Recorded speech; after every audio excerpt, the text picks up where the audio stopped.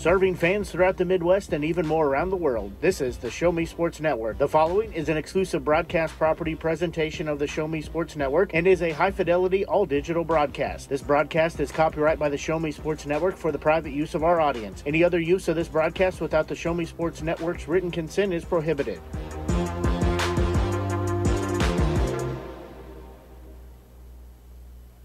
Broadcast crew is ready in the Doc and Norm Direct broadcast booth. Exclusive pregame coverage of Jefferson City Renegades baseball is brought to you by Animal Medical Center of Jefferson City, Avon with Michelle Carty, Boone County Journal, Centurion Cares, Christopher Scott, Farmers Insurance, Doc and Norm Direct, Eddie Goodell Society, Han Custom Laser Engraving, LLC, Hoslog Landscaping and Design, Last Sentinel Firearms, Retrieving Freedom, River Oak Christian Academy, Sawdust Studios, State Tech of Missouri, and Walk Off Wood Bat Company. The excitement is building in the stands, and the tension is rising in the dugout as first pitch is just around the corner. You're listening to exclusive coverage of Jefferson City Renegades baseball on the Renegades Radio Network and the Show Me Sports Network. Now let's go live to the field to the Doc and Norm Direct broadcast booth. And a very pleasant good evening, everyone. Blake Gazaway here with you from the Doc and Norm Direct broadcast booth, joined by Ben Schmidt as we are set for Game 2 of Renegades doubleheader action as the Renegades drop Game 1 to the Des Moines Peak Prospects by a score of 2-1. As we talked about, Ben, in our postgame show, 10 out of the 12 games that the Renegades have won, they only give up 2 runs. They would win 10 out of those 12. Yeah, the pitching was not the problem. I mean, when you lose 2-0, that's usually the pitching isn't the issue, and that was the same thing that happened in Game 1. Even though it was only 7 innings, Braden Boyer was magnificent. Xander Lovin in his 1 inning in relief. Both of them really attacked the zone, weren't really falling behind. Lovin obviously only faced 3 batters and went 3 up, 3 out. But Boyer only walked 3 and was not in a whole lot of 3-ball counts. So he was working quick, getting ahead, but just no match on the offensive side against Drew Kahn. I mean, you can say the same thing that Boyer did for Kahn, where he maybe did it even better, was not falling behind, was working ahead quickly to batters, and it showed in the final stat line when he struck out, I believe it was 8 strikeouts, the no runs, didn't even walk a single batter. It was just the 2 base runners were both hits, and that's why he went the full 7. Yeah, he got the complete game and came out throwing strikes and throwing pretty much whatever he wanted to do out there. As we'll get the starters for Des Moines here in just a little bit. Again, doubleheaders, we got to kind of hurry things through. So we'll take a look at the starters for your Renegades as they will start in center field. Batting leadoff will be Adonis Forte. In left field, batting second will be Cole Wagner. Right fielder, batting third will be Jack Matashak. Catching, batting fourth will be Luke Fuller. Designated hitter, batting fifth will be TJ Rockerbomber. Playing on third base, batting sixth will be Jackson Lovich. Second baseman, batting seventh, Colby Ott. At first base, batting eighth is Ian Nolf. And shortstop, batting ninth, wearing number 19, although good luck trying to tell what jersey number he is out there, is Taylor Hopkins, as he's got a dirty uniform right now. At least the front side of him is dirt covered. The backside maybe not so much as of yet, but he spent a lot of time, had an incredible grab over here in foul territory that was going away from us out in the outfield. So he is going to have to visit our friends at Capital Laundry to get that uniform shined up and ready to go for a future game. And, of course, on the mound is Carter Gorling. As Gorling, a 6'3", 200-pound freshman. He is a infielder and a pitcher, right-hander across the board. But tonight we'll see that right arm on the mound. He is from the Woodland, Texas, and plays at Colorado Mines. So he will get the start here for the Renegades.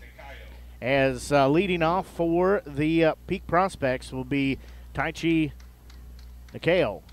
Did I butcher that too bad? I was told Taichi Nikao, so you were okay, right there. So, but Gorling, he's only making his 3rd start on the mound of the season, but in the first 2 we saw him get better in each of them. Went 4 2/3 in the first, won 5 innings his last time out as he fires in a strike 1, but especially in the last time out in Clarinda last week, was attacking early. I believe he took the loss in that game because the Renegades dropped both of them, but it's just been steady improvement. Hopefully that continues today. So an offering from Gorling. That one's going to be hit on the end of the bat. Matashak will go back a few steps. Now he'll camp under it, make the grab for out number 1. So 2 pitches in. First batter is retired. As you said, Gorling continuing just to kind of pick up a little bit of speed. And this will be third baseman Kevin Javier stepping in on the right-hand side of the plate. But that's really what you want to do, what you want to happen is, you want them to pick up just a little bit as they go. And, we're obviously trying to play for postseason Mink League baseball. So that's on that uphill side is what you want. His first pitch in there is called strike one. And Gorling, too, after that first start here at home about a week or so ago, didn't know if he was going to stay in the rotation. But since has been given at least 2 more opportunities as the Renegades look to mix and match pitchers here through July. And we'll see how long this opportunity continues for him. So that pitch is going to be fouled off. So Javier will be down in the count at 0-2 now. They're going to trade out baseballs here. Again, Luke Fuller behind home plate here. He's settled in as one of the 3 catchers here. He's played in the outfield. He's played in the infield. Now he's spent a few games behind home plate here. So have a good rotation between him and Rocker Bomber as well as Hirschler. The 3 of them rotating through. 0-2 offering. That one's going to hit the batter. So Javier is going to be plunked on the shoulder. He's going to have first base awarded to him with 1 out here. Yeah, Gorling in that last timeout did just pull up his stats. He did take the loss against Clarinda last week, the second of 2 games that the Renegades dropped. But went 5 innings, struck out 5, only walked 1, and gave up the 3 runs. Just unfortunately for Gorling, he had to go up against Brian Kraft that night, who not only got the win, but then was given the pitcher of the week in the Mink League. So tough luck there for Gorling. And he was able to dodge a bullet, not having to face Kahn in Game 1. We'll see what the Peak Prospects throw out there against Gorling in Game 2. So Gorling will look in. Now runner on first base with 1 out here. That first pitch is going to miss outside, so that'll make it 1 ball and no strike. And that's Cole Yearsley, the left fielder, stepping in. He's a left-handed batter. He's ahead in the count, 1 ball and no strikes. That pitch is going to miss outside. That makes it 2-0. Outside of Drew Kahn, you could probably argue that Yearsley was the player of the game for the Peak Prospects in Game 1. Singled and scored in the 4th, and then hit that solo bomb to left field opposite way in the 6th inning. Was involved in both of the 2 runs they scored. That pitch misses downstairs, so we'll go 3 balls and no strikes. On the home run that Yearsley hit off the bat to left, I think both you and I thought that one wasn't going to get out of here. Maybe off the wall for extra bases, but once that thing got up into the air, it just kept carrying and carrying. I think Ross Lovich thought the same thing because he went into that wall chest first. Yeah, it was not a well-hit. I mean, it was a well-hit ball, but it wasn't the best ball we've ever seen hit. But it just kept carrying and carrying and carrying, and next thing you know, it goes out of the ballpark. So I think Lovich maybe lost track of where he was at. Regardless, continues to show some promise at the plate because he comes back and walks here to get his first at-bat going in Game 2. Looks like we have a listener down in Auckland. Your guess is as good as mine. It is in New Zealand, so clearly we're not up on our New Zealand territories here. Thanks for listening, though. Yeah, we're glad you're tuned in tonight here on the Show Me Sports Network. Uh-oh. That pitch is going to be a well-hit ball, and going back, making the grab from second base is Ott. He throws back to first, does not get the runner there as Nick Prather going to be out number 2. He was the first baseman. He flies out as Ott. Great job there. You heard me say, uh-oh, off the bat. I thought that one was headed for no man's land in shallow center, but like you said, Ott had a great break on the ball and then went out and leaped to save a catch. With the runners having to hold, probably would not have scored the runner from second, but at the very least would have meant bases loaded and 1 out. So this will be designated hitter and Nick George stepping in. First time we're seeing George today. Didn't play in the first game. So 2 outs here, runner on first and second. That pitch is going to be upstairs and outside, ball 1. Don't even think we really mentioned either. Luke Fuller, who DH'd in the first game, is behind the dish in Game 2. It's pretty easy to tell with the all-red gear, but someone who has played. You don't see a lot of people play outfield, infield, and catch, and Fuller has done all 3 this season. The only thing we haven't seen him is get on the mound, but you know what? If we wait long enough, we might see him get back there or get on the mound at some point. So 1 ball, no strike count. Next delivery from Gorling. That one fouled back off the face mask. And he's going to be in the home run derby on Sunday. How many participants are in that? 4, 8? So each team gets to send one. So not sure exactly how they're going to do it this year with having an odd number because there's 9 teams in the Meek League. Last year they just did a random draw. I believe is that your cell phone? Yep. Yep, that'd be a good guess. Yeah, our equipment doesn't like cell phones for some reason, so. 1 ball, 1 strike count. Gorling, long look in there. So he'll get the call from Fuller. He'll check the runner at second. Hopkins comes over to kind of hold him on. Now he's just shadowing. There'll be time called as Hopkins trying to shadow. I think that's a good thing for Gorling. Even though he was the one who called time, there was just so much going on there looking back to second and home. If he delivers a pitch there, I don't know if it would have necessarily been the best one that he was able to make in a 1-1 count. I think you're absolutely right on that. So wise decision there for Gorling to step off. Again, 2 runners on here with 2 outs. 1 ball, 1 strike count. And Hopkins trying to hold the lead runner on. That one's going to be in there for called strike 2. So Gorling trying to retire the batter here and get out of the inning after giving up a hit by pitch followed by a walk. Well, he's trying to get out of here, give his chance a team to split the doubleheader here after they lost game 1 by a score of 2-0. Looks like Zielinski's the one who's on deck. He drove in the first run with the sac fly in the first game. 1 ball, 2 strike count. That pitch, that's going to be a slow roller. It's going to be taken at second by Ott. He'll throw to first to Nolf in time for out number 3, as that goes as a 4-3 put out to end the inning. So 2 were left on the base path. No runs are put up. We'll go to the bottom half of the frame as you're listening to exclusive coverage of Renegades Baseball here on the Show Me Sports Network.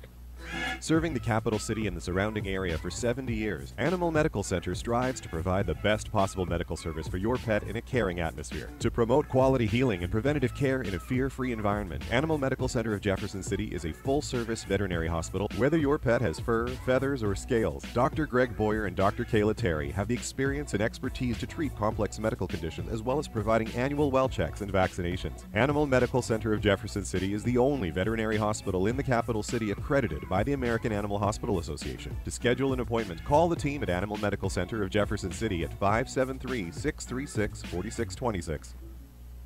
Running out of some of your favorite Avon products and haven't seen an Avon brochure in quite some time? No need to worry. Avon Independent Sales Representative Michelle Carty can help with your Skin So Soft makeup, jewelry, fragrance, and skincare needs. Avon now carries cleaning supplies, clothing, daily essentials, and several small LG electronic items. You now have the opportunity to shop online 24/7 and have your order shipped directly to your front door by shopping with Michelle at mcarty.avonrepresentative.com or find her on Facebook by searching Avon Carty.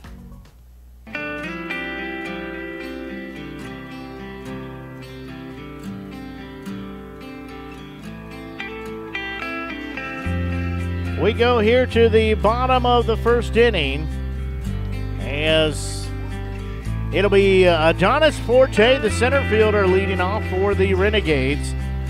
As for Forte, he is 5'11", 185-pound freshman from Omaha, Nebraska, plays at Rockhurst. Left-handed batter. He is a right-handed thrower. Forte didn't have the best game at the plate in Game 1, but I don't think you can say that anyone for the Renegades had a great day at the plate in Game 1. First pitch to him is going to be low, ball 1. As on the mound is Trey Castile. Trey Castile, rather. 1-0 offering. That one's going to be hit in the air. That'll go foul as Forte will be even on the count at 1 ball and 1 strike. Looks like this will be Trey Castile's 6th appearance, sophomore pitcher.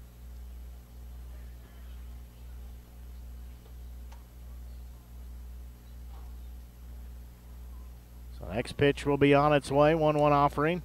That one missed just a little bit outside. Makes the count 2 balls and 1 strike. Looking at this pitching staff overall for the Peak Prospects, it's a lot of freshmen and sophomores. That pitch is also going to miss. I mean, when you look at this pitching staff, Drew Kahn is the only one that's junior or older. They don't have a senior, and Kahn is the only one that's older than a sophomore. It's a young staff. That one bounces across home plate, so leadoff walk is going to be issued to Adonis Forte. Some of that may be attributed to their young squad, as they've got several youth teams that they help are involved with. They've got like a 12U and a 14U and an 18U and all kinds of other ages that they do. So that's, I think, part of it is they're building their program. This will be Cole Wagner stepping in. Wagner, 5'8", 170-pound freshman. He is from Festus, Missouri. He also plays at Rockhurst. Left-hander across the board. So just realized that. Him and Adonis, I think I knew that, but know each other outside of the Renegades. Like the approach that Adonis and then Wagner on that first pitch have taken. They are going to wait and make sure that Castile is going to throw them strikes. We've seen Wagner not be afraid to take a walk. I believe there was one game where he walked 3 or 4 times a week or two ago. He has been very patient up there, and I think that's part of the reason. When you look back during the season, Cole Wagner is not a guy that was batting in the 2 spot in the order, but he has been elevated since, and it has made his mark in the top of the lineup. There was a throw over to first base. Forte back safely. Orlean on the mound for the Renegades. Castile on the mound for the Peak Prospects as that one misses for ball 2. So it'll be 2-0 the count as Wagner will step back in. Again on the left-hand side of the plate. I'm all confused now. So well, it's tough because it's the right side from our point of view, but you always have to remember that the left-handed hitter is standing in the right side of the box. I'm trying to do too many things at one time. Again, trying to figure out who our New Zealand listener is. We're glad you tuned in. That one's going to be fouled off. Wagner tried to hold up on it, check the swing, but connected with the ball. So if you are our what do you call New Zealand? New Zealanders? New Zealandites? Once again, your guess is as good as mine on that one. I'm not up to date on my New Zealand facts, history. So 2 balls, 1 strike count, but if that's you listening, send us a message on our Facebook as Forte is going to steal second base. He's in there safely. That was not even close, so he has another stolen base. Man, was that a perfect throw, though. I mean, Forte got a giant jump and was in there with a head-first slide, but from the catcher, that was about as perfect as a throw down as he could have possibly made. Yeah, Morales did put some good heat on it. Was in the right spot, but Forte has a good jump, again dancing around out at second base. That one bounces across home plate. So Wagner will be issued a free pass, so now it'll be runners on first and second with nobody out via 2 walks. As stepping in now, this will be Jack Matashak, 6', 210-pound freshman. He's from Kirkwood, Missouri. Plays at Jefferson College. Left-handed batter, right-handed thrower, as his parents at the game here tonight. So glad they came out here to the ballpark. They don't miss too many of his games. We talked about, and I'll wait to get to that after this first pitch. First pitch to Matashak upstairs, ball 1. We talked about Taylor Hopkins' great lead in stolen base in game 1 and how far off the back he was and the jump that he got. I mean, Adonis Forte on his steal there a moment ago made that look childish. He said, here, I'll raise you one. He was off and running halfway to second, probably before that pitch was even caught in the catcher's glove. That one downstairs and low. That makes it ball 2 as Castile. Love to see this. All 3, Forte, Wagner, and now Matashek. It's just the approach has been, I'm not going to even think about swinging until you throw me at least 1 strike and make it competitive too. I'm not the manager and I'm not the one up there in the batter's box, but I guess Matashek is going to take until he sees a strike here. Well, that one's going to be way upstairs and inside, so that'll make the count 3 balls and no strikes. In Castile having a little bit of command trouble here. He's already got 2 Renegades on the base path with nobody out. He's pushing to make it 3 here. That would be Luke Fuller, the catcher, in the on-deck circle. You giving Matashek the red light here at 3-0? Red light or green light? I'd give him the green light if it's down central. I say swing it for the fences. Yeah, that's probably a good pitch to take because even though it was a called strike, where it was at, the only option for Matashek there is probably to try and take that to left field. Yeah, it's a good take there. He's got the room to play with, being ahead in the count 3-0. Now it's 3-1. 3-1 offering. That one is going to be strike 2. Look like almost the same place. So now we're full of 3 balls and 2 strikes. Yeah, anything that's near the outside corner of the plate, in Matashek's case, I think you got to pull the trigger here. It looks like that's a pitch that's going to be called at least to the left-handed batters. So 2 on, nobody out. That one in the same spot for a backwards K as Matashak is retired for out number 1. Now this will be Luke Fuller stepping in as Fuller, a 6'1", 200-pound freshman. He plays at Drury. He calls Chesterfield, Missouri home. He's a right-hander across the board. So he is also one of the 7 All-Star representatives for the Renegades. He'll be the one representing the Renegades in the home run contest as that first pitch to him downstairs, ball 1. That sun just creeping ever so slowly down to go behind the tree line. It'll cool off at least probably 10 or 15 degrees or so it'll feel like. A 1 ball, no strike count. Again, pitcher looks in. It's Castile. There's going to be a chopper that's going to be taken by the second baseman. He'll throw to first for out number 2. But Forte and Wagner all move forward to base.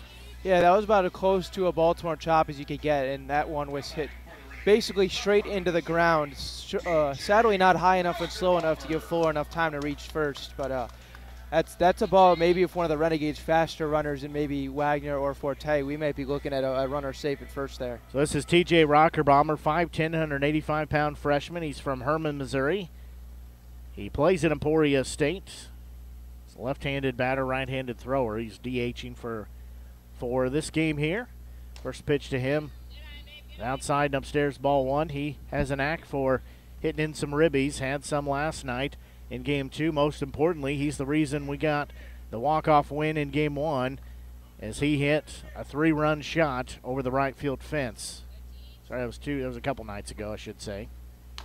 That one is going to be outside. That's the thing with all these games, 6 games in 4 days, they all run together. That was on Wednesday in game 1 of the doubleheader. He won it bottom of the 7th. It was 2 outs, full count. 3-run shot goes over the wall in right field. So 2 balls, no strike count. Next pitch, that one bounces across home plate. So he'll be heading to count at 3-0. You can tell Forte is trying to do everything he can to get in the mind of both the pitcher and the catcher off at third base. He's dancing, going back and forth. I mean, with a right-handed pitcher, he's looking almost right at Forte, and Adonis is, it's the same thing we've seen all season from him, but if he can force maybe a mistake, a pitch bounce in there, Adonis is trying to do it. So 3 balls and no strikes. Again, 2 outs here. That one upstairs, so a 4-pitch walk issued to Rockerbomber as he will be headed down to first base. Now this will be third baseman in Jackson Lovich. As for Lovich, he's 6'4", 180-pound middle infielder. He hails from Overland Park, Kansas, and he will be a Mizzou Tiger wearing the Tiger stripes here this spring. We're going to have to get together and maybe go to a couple of games and cheer him on. Absolutely. First offering, that one's going to be inside for called, strike 1.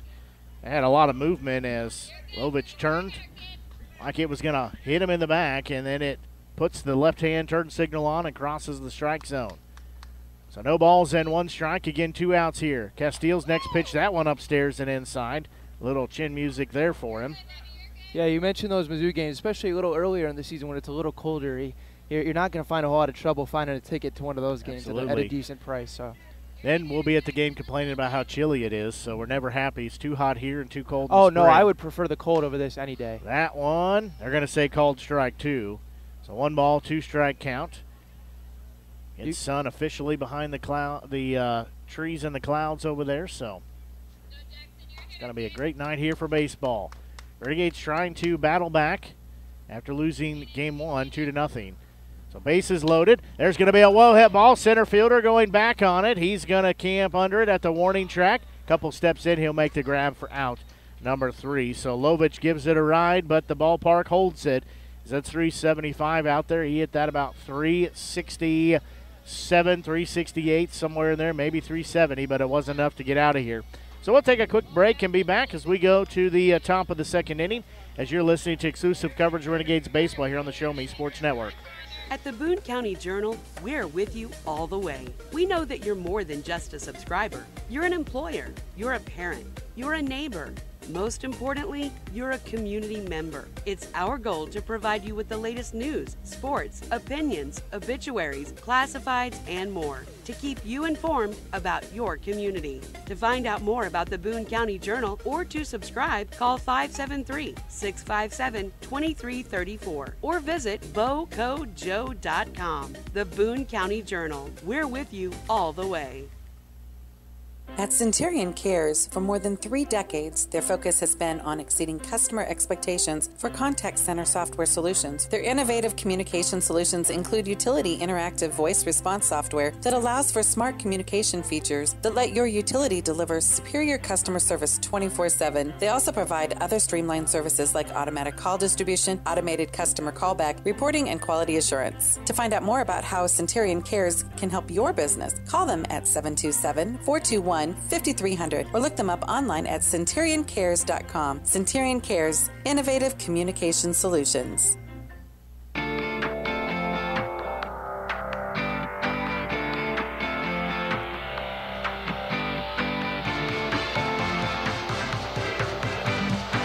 We go to the top of the second inning, as this will be batters 6, 7, and 8 due up. This will be right fielder in Rhett Zielinski. It'll be Jenkins, and then Morales will be the 3 that are due up. Yeah, I mentioned Zielinski was the one who drove in the run with the sac fly in the first game. The first of the 2 runs on a play where Adonis Forte almost gunned down a man at the plate. Well, that pitch is outside for ball 1 as Gorling in his second inning of work here. 1 ball, no strike count. Next pitch on its way. That one in there for called strike 1, so we'll go even a 1 ball, 1 strike.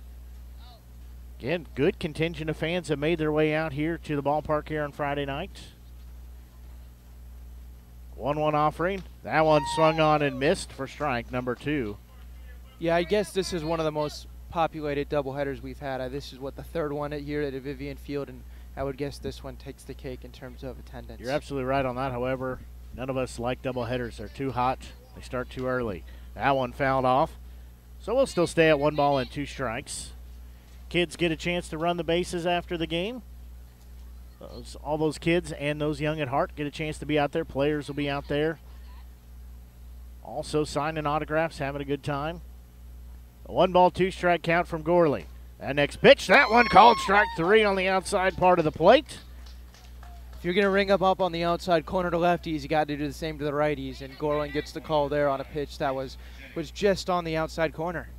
So now this will be shortstop in Leighton Jenkins, so he will step in now. You said this is, yeah. Jennings was one of the players in the first game. Let me get his line from that one. He's going to hit a slow roller, and it's going to be fair as Lovich trips at third base. That'll be a base hit. It's tough play anyways as that trickled down the line. We confirmed with Tom that it is a single, so I'm glad Tom's here because he keeps us in line. Yeah, Jennings, who went 0 for 3 in the first one, gets his first hit of the 2 games. Even if Lovich fields that ball, I mean, it was hit just on the third base line, so he was coming in. He fielded that almost with both feet in foul territory and moving all the way to his right. It would have been a pretty incredible throw for him to make, and I don't know if some of even the better defensive shortstops or even third baseman, I guess is where Lovich at tonight, make that throw. So Gorling will look in here as 1 out in the frame, 1 runner on. That pitch swung on and missed for strike 1. You know, you're right about that. It's going to be a tough play, so in all reality that might actually, you know, be beneficial that he did not get the throw over there. As it's a long ways to throw it over there, and he said his momentum's taking him towards the dugout, so away from everywhere that he needs to be throwing it. 0-1 offering, that one in there for called strike 2. So Morales will be down in the count here as 1 out on the board, a runner on first base. That's Jenkins. Yeah, it was hit harder than a swinging bunt, but it was so many bounces. By the time Lovich fielded it on a hop, probably 3 or 4, especially with Jennings, it would have been a tough play. Gorling will get set on the rubber. 0-2 offering. That one called strike 3. So the 2 outs by backwards K with a single split between them. Now this will be center fielder and Bryce Hall as he will step in here. Runner on first and 2 outs. Yeah, that pitch at the knees or maybe even a bit just below. And with Gorling, he's been so good to attack the zone his first time through the order. I can pretty much guarantee you if Gorling had been all over the place, walking guys left and right, he doesn't get that call, but he has been so predominantly in the strike zone. Fires one that's probably at least just below the knees, but he gets the call because he's been firing so many strikes. That pitch misses low ball 1, so it'll be 1-0 against Hall. That's Gorling trying to work out of giving a 1-out single. Again, tough play at third, so Orling looks back in, gets the sign from Fuller. Runner's going to go to second. The pitch looked to be good. Throw is there. Tag is in there, and the runner is caught stealing as Jenkins will be out number 3 as he is caught headed into second base. So that will end the frame as Hall was at bat. I don't know if that was a strike or a ball, but doesn't matter either way as that goes as out number 3. So we'll take a quick break and be back. You're listening to exclusive coverage Renegades Baseball here on the Show Me Sports Network.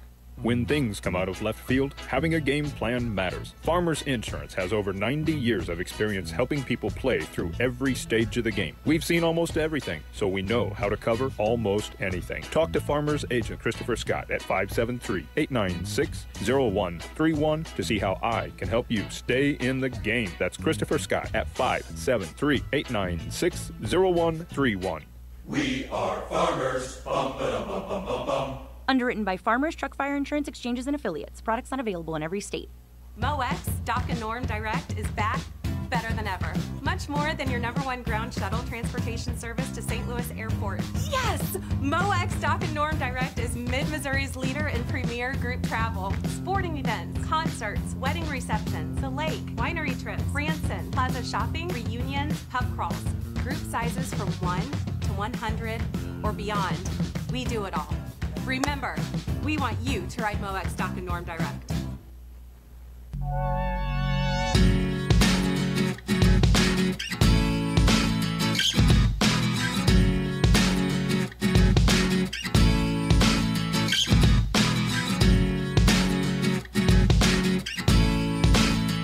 Leading off the inning here will be Colby Ott. We'll get Ott's line here in just a second as Ott, the batters 7, 8, and 9 due up. First pitch to him, and they're called strike 1. As for Ott, he's a 5'10", 180-pound freshman. He is from Festus, Missouri, plays at Jefferson College, right-handed batter, right-handed thrower. That one's going to be fouled off, so he will be down in the count at 0-2. Again, it'll be batters 7, 8, and 9 will be due up. That'll be Ott, Nolf, and Hopkins. You could probably make an argument that Ott has been consistently the best, the best Renegades defender all season. When he's been at short and second base, pretty much every play to be made. You don't see him bobble or throw away a ball too often. So 0-2 offering, that one outside. So we'll go 1 ball, 2 strike count. Yeah, I don't know. We need to come up with our own version of Golden Glove, but for the Mink League. Yeah, I think he'd be a contender for that. If I'm picking through a couple, if I'm doing nominations, Ott's at least one of them. There's going to be a ball that's going to be hit on the money to the shortstop. He'll glove throw to first for out number 1 as that goes as a 6-3 put out. Now this will be first baseman and Ian Nolf stepping in as Nolf, 6'2", 190-pound freshman. He is from Wardsville, Missouri, plays at Columbia College, right-hander across the board. He's been one of the, Renegades with their first baseman. 2 out of 3 of them that they rotate in, and also pitch. And Nolf, I think, pitched an inning last week. Yeah, he did. That first pitch upstairs, ball 1. If I remember correctly, Nolf went to Blair Oaks, and so he's very familiar with head coach for the Renegades, also for Blair Oaks and Mike D'Amelio. That one misses ball 2. So, yeah, he came in, I think it was last week, came off of first base and came in relief, pitched, completed the inning. So that pitch is going to be outside for ball 3. Yeah, same sort of thing here in the second that we saw in the first. Even though the Renegades haven't scored yet, they're being patient, and Nolf has done the same thing so far. Interesting, Nolf, one of those guys that bats with the open stand. Left heel is almost on the chalk. That one's going to be down central for called strike 1. You're very correct on that. He really opens that up, but then obviously once the pitch is headed home or the pitcher starts through that process, he brings that left foot up more towards the center of the box and keeps that weight on that back foot. That one downstairs, so a 5-pitch walk issued with 1 out here to Nolf. So now this will be a shortstop in Taylor Hopkins. As for Hopkins, he's 5'11", 190-pound freshman. He's from Jefferson City, so hometown boy, plays at William Woods. He's a righty across the board. See his cheering section has made it out to the ballpark again. I don't think they've missed a game yet. Hopkins is throw over. Not in time. Hopkins has really picked things up as the season gone on. Obviously an incoming freshman. It's going to take some time to pick up the game speed of pitching, but especially of these last week or two, man, I mean, Taylor Hopkins has been one of the most consistent hitters in this lineup. So first offering, he's going to take a big swing and a miss there as Castile throws him the heater. Can't lay off of it, but couldn't get connected to it. So it'll put him down in the count at 0-1. Again, 1 out here as we play in the bottom of the second inning. And game 2 of our doubleheader here, another throw back to first base, Nolf back safely. We just barely broke the 2-hour mark for the pregame and the postgame and the broadcast of game 1. So it was a very quick game and a very quick broadcast. Just didn't fall in the win column for the Renegades. That's the only thing that we were missing. So 0-1 offering from Castile on his way. That one low and outside. That evens the count at 1 ball and 1 strike. As we just pass 8 o'clock here, Blake Gazaway with you, joined by Ben Schmidt from the Doc and Norm Direct broadcast booth. Remember, go riding with Doc and Norm, Mid-Missouri's leader in premier group travel. Group sizes of 1 to 100 and beyond, they do it all. That pitch swung on and missed. That evens or takes it to 1 ball, 2 strikes. As Doc and Norm, they're also the official transportation provider for the Renegades. They get us to all of our road games safely, efficiently, most importantly in style, with an ice-cold air conditioner. To book your next adventure, call them at 573-256-1991 or email at reservations@moexpress.com. That one on the outside part of the plate, that called strike 3. That makes it out number 2. So both pitchers have some backwards Ks in their score sheet right now. As now we'll go back to the top of the lineup to Adonis Forte as he walked, then stole second base, then was moved to third but got stranded there in the bottom of the first inning. Yeah, good to see Forte get things going after the 0-for-3 game in Game 1 this afternoon. We'll see if he can make it 2 straight appearances where he reaches base. That pitch outside, ball 1. And did get the chance to say it about Taylor Hopkins because the at-bat ended kind of quickly. I think the real turning point for him this season was a couple weeks ago on the 25th when he hit that walk-off against Sedalia. When he came on after the game, he said right to my face, hey, I was in a little bit of a slump. That one catches the outside part of the plate, evens the count of 1 ball, 1 strike. Yeah, and for Hopkins to be called on in that situation a couple weeks ago, to come off the bench, pinch hit the walk-off, and break what he even called as a slump, I think that was a big turning point because it feels like ever since then he's been really turning it up in terms of his timing. There's going to be a ball that's going to hit foul. It'll get out of play. So that'll make it 1 ball and 2 strikes. You know, I think right now what his problem is here in Game 1, and then we're carrying over here in Game 2, is because he's got those red gloves on. He doesn't have the lime green gloves on. Oh, well, yeah, they certainly worked last night. I guess Protos Total used them on Wednesday as well for the doubleheader. I mean, Taylor Hopkins was probably on, 3 or 4 times last night? It seemed like every time he came to the plate, he was on. And I know St. Joe didn't have the best night on the mound, and there were a lot of Renegades who reached base a couple of times, but yeah, maybe it's the new Matterstrek cleats thing. So Nolf will take a lead on first base as Forte digs back in on the left-hand side. 1-2 offering. That one misses low and outside, so we'll go even at 2 balls, 2 strikes. And one thing I noticed about Morales behind home plate here, he's doing a great job, don't get me wrong, but if you'll watch him here, watch how low he gives the signal as I can see his hand poking out between his legs. Yeah, so we got 4 fingers inside, now 3-3-3, whatever that means. But he really puts that hand way down in the dirt. So 2-2 offering. That one swung on and missed for out number 3. As, I don't know, Ben, if you're much of a sign stealer, but it means something. We just don't know what it means. I can't tell you what that, I mean, he came with the heater, and pretty much exactly where Morales set up, that's where the pitch was delivered. He said, here, Adonis, try and hit it, and Forte was late for out number 3. So we'll go to the 3rd inning here, still scoreless. As you're listening to exclusive coverage Renegades baseball here on the Show Me Sports Network. The following public service announcement is brought to you by the Eddie Gaedel Society, Jefferson City Chapter 10, doing little things to make a big difference. Want to make a big difference in your community? Be kind to others, drive safely, and put litter in its proper place. Join us in celebrating Eddie Gaedel's historic Major League appearance as a member of the St. Louis Browns by doing something nice for someone today. Take a walk, Eddie! Since 2018, Han Custom Laser Engraving LLC has been specializing in all things custom, using large format, high-powered lasers with some of the most advanced technologies on the market. Anything can become a canvas. This state-of-the-art system makes quick work of custom engraving on cups, glass, tile, wood, acrylic, metal, headstones with endless possibilities. They also offer custom one-of-a-kind signs that are sure to make your design stand out. Find them on Facebook at Han Custom Laser Engraving or call 573-489-8732 to find out more. Han Custom Laser Engraving LLC, a veteran-owned business.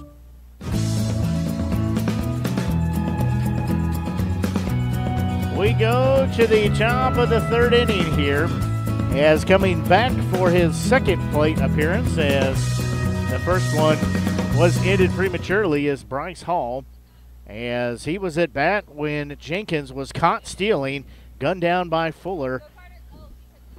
Second time a Peak Prospects hitter has been at the plate when someone got caught stealing. That one in there for strike one. So we said Hall was at bat when Jenkins was caught trying to steal second base, so he gets, we'll call that a do-over. That one misses. Evens the count at 1 ball, 1 strike. I believe when this happened in game one, it was Yersley at the plate when the runner was caught stealing, and then he hit the home run the next inning. So yeah, that was not a good do-over. Hopefully it's not the same thing here. 1 ball, 1 strike count. There's going to be a bouncing ball. It'll be gloved by T. Hops at short. He'll throw to first to Nolf in time. 3 pitches, 1 out. Yeah, much better result on the do-over this time for the Renegades. It's a bouncing ball to short, like you said, and Hopkins, no trouble there delivering it over to first, route number 1. So now we'll go back to the top of the lineup as Tai Chi Nakeo. Nakeo? Did I say it? How did I? Nakeo. Nakeo. Tai Chi Nakeo. Nakeo. Yeah. I'll get it right. Eventually, by the end of the game, I'll get it right. First pitch swung on and missed for strike 1. It's okay. I don't remember who, but there was one where I just wrote the name wrong, and it was about the 8th inning when I figured out that it was the wrong name. That one is low and outside. Tried to get him to chase that one, but he did not go for it. Looks like they have first baseman pulled a little towards the bag. Everyone else on the infield for the Renegades playing pretty much straight up. So 1 ball, 1 strike count, 1 out. So that pitch, same location, low and outside. So that'll make it 2 balls and 1 strike. Again, here it's the first of a couple days here celebrating family weekend here, as we've got a lot of the Renegades players' families here. Look for some more tomorrow. That one's going to be fouled up, get out of play. We'll go even at 2 balls, 2 strikes. As tomorrow night, a non-league game, the Queen City Crush. They're from Queen City. They have the Crush moniker. That's about all I know about them. I couldn't tell you where Queen City is, if I'm being completely honest. Queen City, actually. It's somewhere here in the Midwest. That one missed. So Dwayne told me last night, but I don't remember where. I think you might be right about Kansas City. It's in the Midwest. That's all we need to know. Payoff pitch on its way. That one in there, called strike 3 for out number 2. Boy, the backwards Ks are plentiful here in our game tonight. That is the 3rd one for Gorling, and there's been 2 backwards Ks, but 3 strikeouts total for Castillo on the mound for the Peak Prospects. Now this will be Javier. Kevin Javier, first pitch, swung on and missed. Strike 1. Gorling looks real good tonight. I mean, if he continues this, season high in innings is 5. He could go 6 or 7 here. And it's just he just keeps taking a step up every time he gets out there on the mound. So 0-1 offering on its way. That one gets by Fuller. So that'll even the count at 1 ball and 1 strike. I think after that backwards strikeout, Carter right there on that pitch, I think, was a little pumped up because it looked like he put about everything he had into that fastball, and it really was nowhere close. So 1 ball, 1 strike count.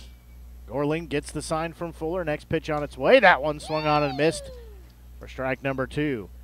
Yeah, I'll second what I just said because on that pitch, much more controlled, Gorling finished on the mound. The one prior that he put about everything he had into, when he came down and finished, he was standing on the grass in front of the mound. That one is a bit outside, so we go even at 2 balls, 2 strikes. Gorling again. Will toe the rubber. He'll take a couple of deep breaths. He'll get the sign. 2-2 offering on its way. That one, they say he went around. Strikeout number 4, out number 3. So we'll go to the bottom of the third inning as 3 up and 3 down. You're listening to exclusive coverage Renegades baseball here on the Show Me Sports Network.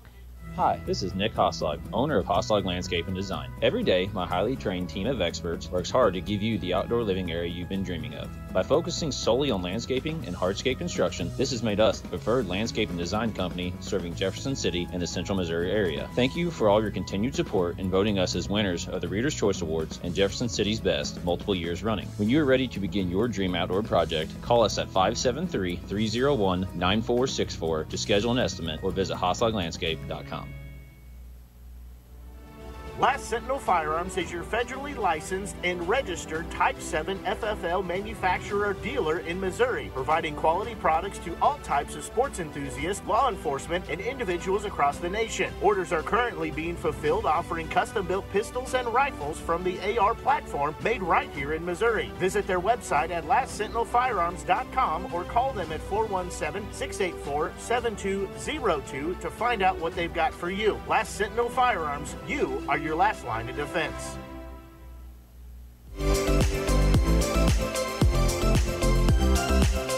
So we will go to the bottom of the third inning here,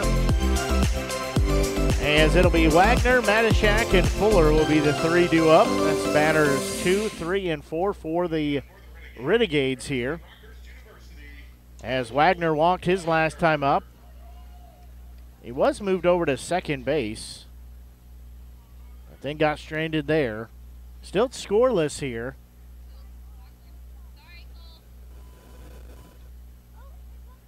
One of these days I'll figure out where to set my phone and where not to set my phone. I get a very rude reminders. I'm sure everyone does when I put it in the wrong spot. So first pitch is low, ball 1. No surprise Wagner moving ahead 1-0 on a count. It feels like every time he's up there, he's worked it to his advantage. 1-0 offering, that one called strike 1, so that'll even it at 1 ball, 1 strike. Again, no runs here as we play in the bottom of the third inning. No runs on either team.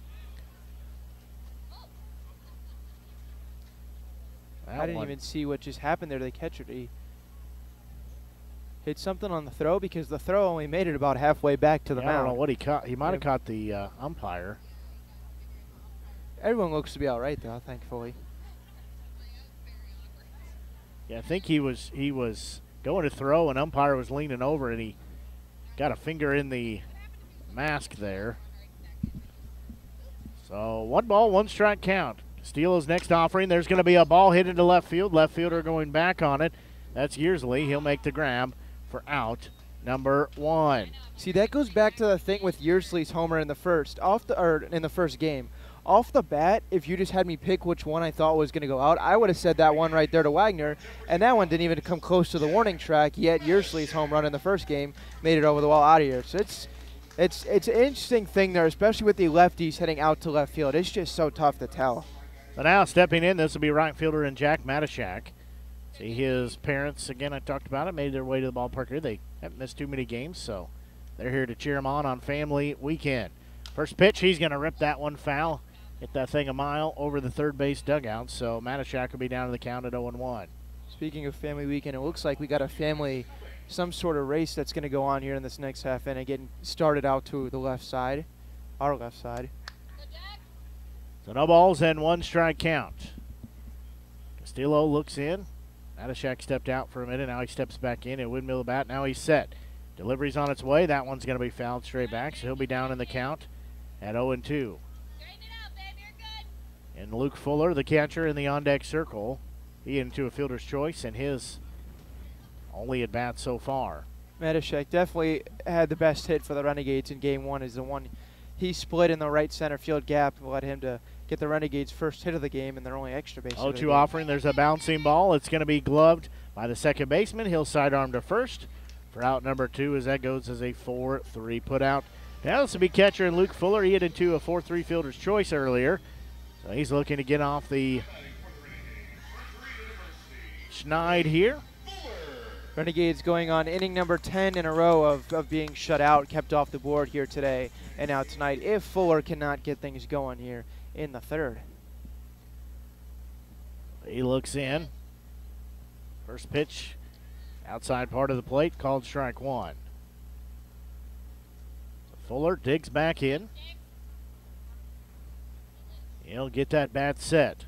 0-1 offering on its way. That one gets by everybody, bounces off the retaining wall and heads towards third base. I'd be interested to see Luke Fuller's stats breakdown at the plate correlating to where he's playing in the field that night. Is there one position where he then hits the best at the plate? And I'm sure obviously doesn't impact him, but it'd just be fun to see. You have people figure that type of stuff out in the major leagues, but well, we have not Ashley here. to figure that out for us. So 1-1 offering on its way. There's going to be a ball sliced to the second baseman. He'll take the slow roller, and he'll throw to first for out number 3. So while we're at a break here, Ashley's going to figure out that stat percentage, what you talked about. We'll have that when we come back. So you're listening to exclusive coverage Renegades baseball here on the Show Me Sports Network. Hi, I'm retired Army Sergeant Trent Dirks, and I want to tell you about an organization that saved and changed my life forever. Retrieving Freedom provides highly trained service dogs to veterans with disabilities and children with autism, absolutely free of charge, thanks to the generous donations and support from people just like you. Experts from Retrieving Freedom help throughout the entire process, from fostering programs through service dog placement. Retrieving Freedom gave me the skilled service dog Tracer, who has been my best friend and my lifeline. To find out more about how you can get involved, volunteer, foster, or to donate, visit their website, retrievingfreedom.org. Retrieving Freedom, changing lives through the training and placement of service dogs for veterans with disabilities and children with autism. River Oak Christian Academy has been providing a strong biblical foundation and academic excellence within a Christian environment to students for more than 16 years. Located in Jefferson City, River Oak Christian Academy offers kinder prep through 7th grade, with 8th grade to be added in the 2023-2024 school year. River Oak Christian Academy's primary goal is the discipleship of the next generation to impact the world for Christ. Average class sizes are just 16 students, with a student body composed of families from over 30 area churches. Kinder prep offerings include 3 and 5 full-day sessions, with kindergarten offering a half-day and full-day programs. To find out more about River Oak Christian Academy, call them at 573-634-3983.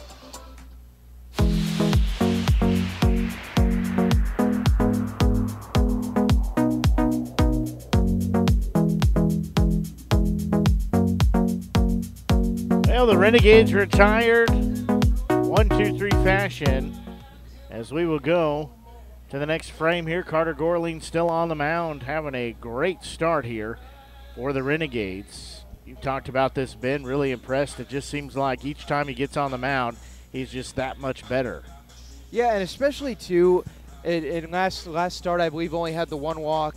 And then tonight, has he walked a batter yet tonight? Regardless, he's just been pumping strikes in the zone. He had a hit by pitch and a walk in the first inning. Okay. Other than that, he's just given up one hit.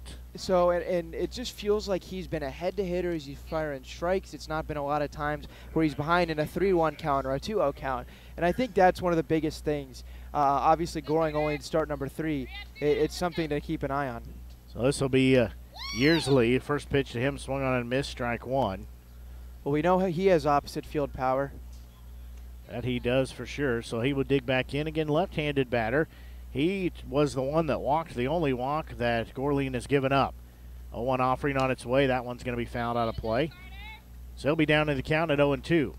And it's exactly like this. I mean, 0-2, 1-2. Even it seems like every count, every batter is really having a fight. And that's big for Goring, because now he can try and get guys to chase when he's ahead 0-2 rather than being behind 3-1. So 0-2 offering that one outside. Feels like it's been really fastball heavy for Goring so far in this one. One fastball there outside, didn't get a chase. So that pitch, that's going to be a bouncing ball and diving grab. And by Ott, throw to first. They say he's safe.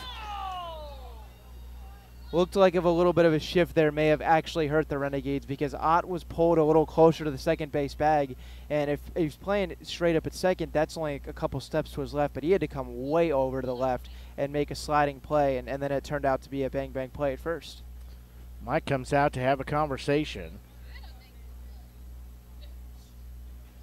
Going to go have the field umpire and the home plate umpire discuss. The other thing, too, is that I think Nolf came over to his right at first to try and field the ball, and then when he came back to then cover the bag, it could have been a play where might not have had his foot on the bag either.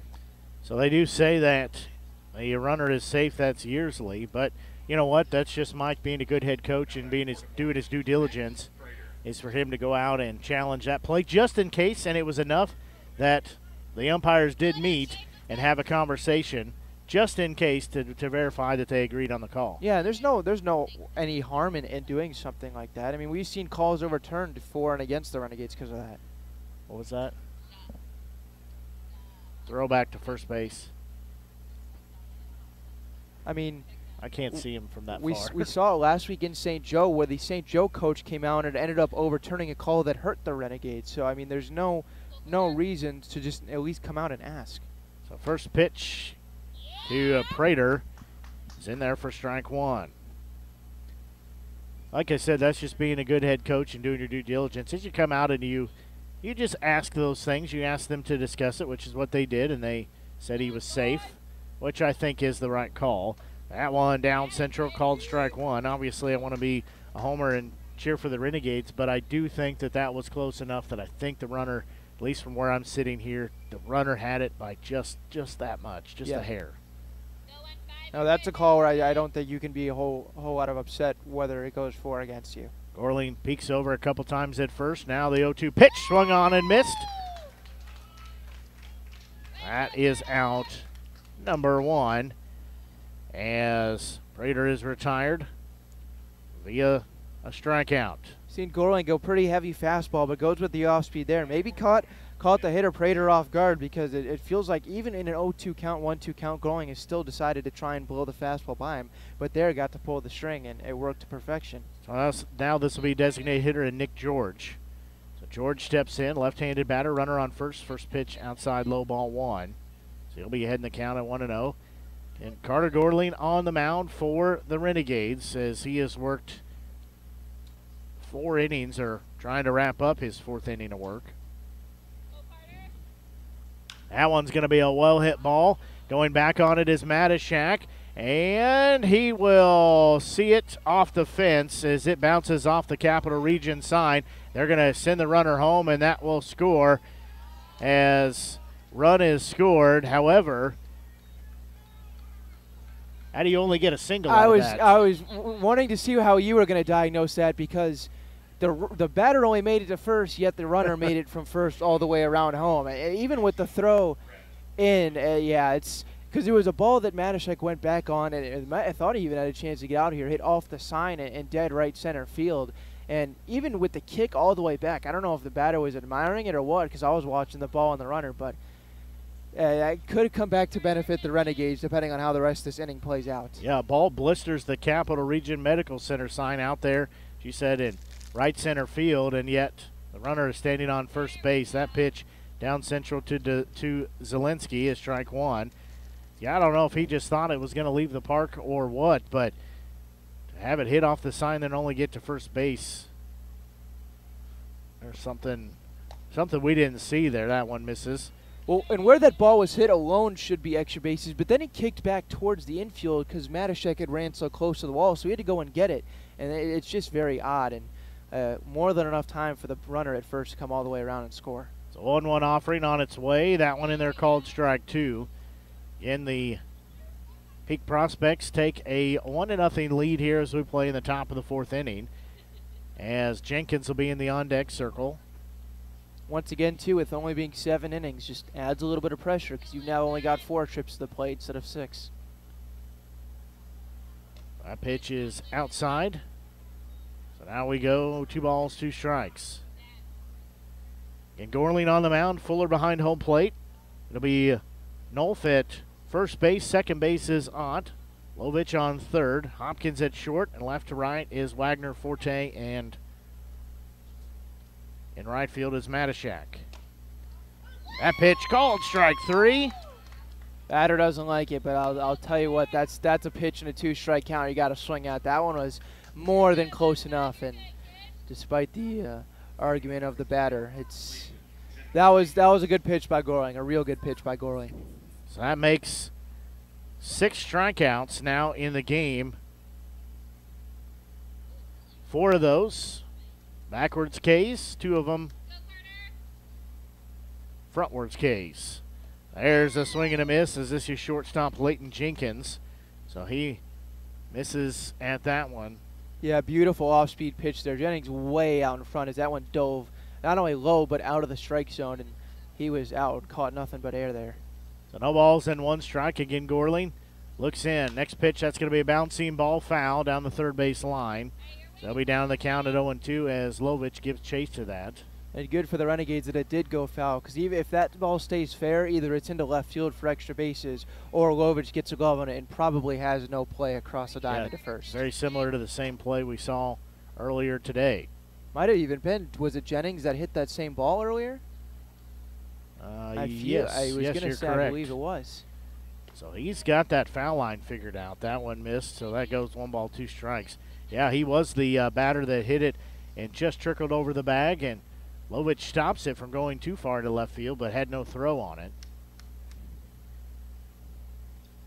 So looking back in is Gorling. 1-2 offering. Swung on and missed. That's out, number 3. As in the inning, there was 1 run put up. There was 2 hits, no errors, 1 left on base. We will take a quick break and be back. You're listening to exclusive coverage of Renegades baseball here on the Show Me Sports Network. Creating custom, handcrafted woodworking projects has never been easier. Become a member of Sawdust Studios and enjoy 24/7 access to a woodworker's paradise. Outfit with industry-leading professional-grade tools, Sawdust Studios offers endless woodworking possibilities. Don't have woodworking experience? No problem, as Sawdust Studios offers affordable classes from a community of woodworkers, experienced designers, and master craftsmen. Youth classes are also offered for those junior woodworkers. For more information, search Sawdust Studios on Facebook or find them online at Sawdust247.com. Sawdust Studios, your community woodshop.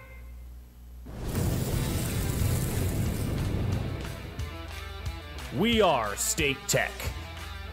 We are hands-on education.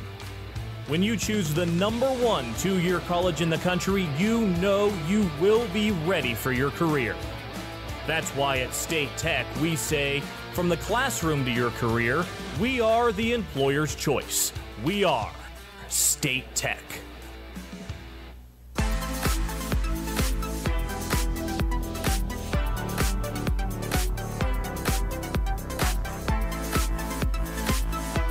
They just gave away the 50-50 raffle money, so one of the Renegades fans going home with a little bit of cash in his pocket. I didn't hear how much the 50-50 was, but hey,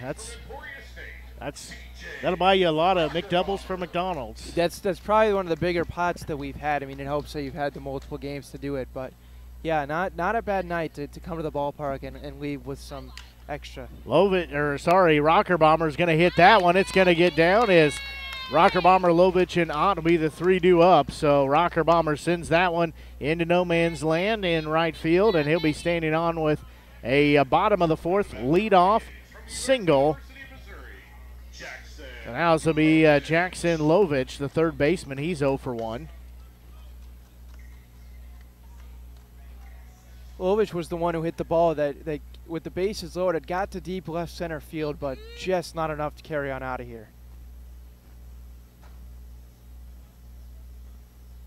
At first pitch in there for called strike 1 is Castile.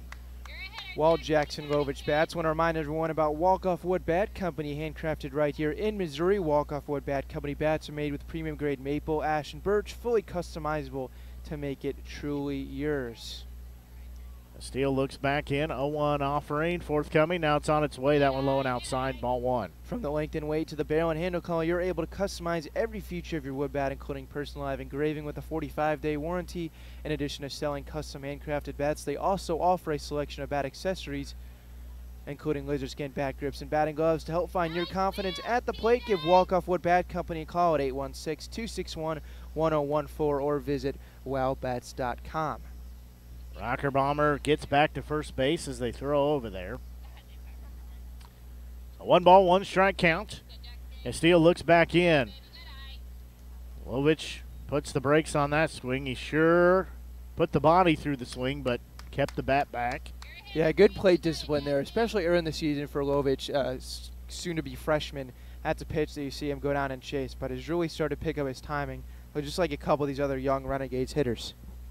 So 2-1 offering will be on its way as Castile will check on Rocker Bomber at first base.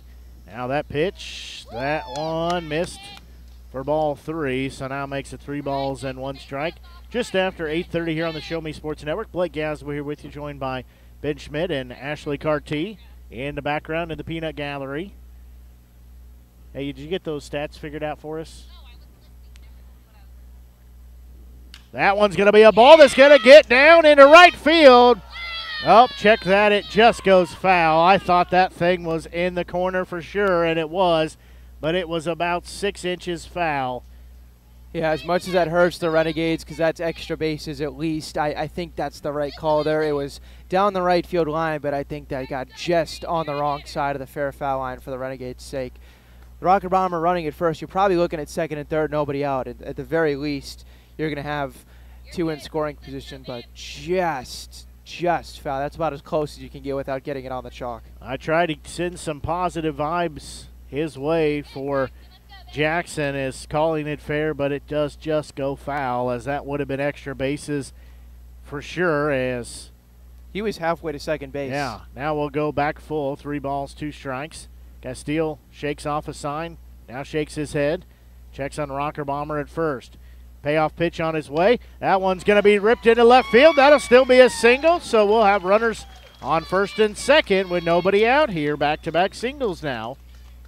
That was just a single, but that is honestly, I think, one of the better at-bats that I've seen him take all the season, because he laid off the tough stuff low and away that didn't miss by much, battled with the foul ball, and on that pitch off speed, so often you see so many of these batters be out in front, but he really waited back on that line into left field.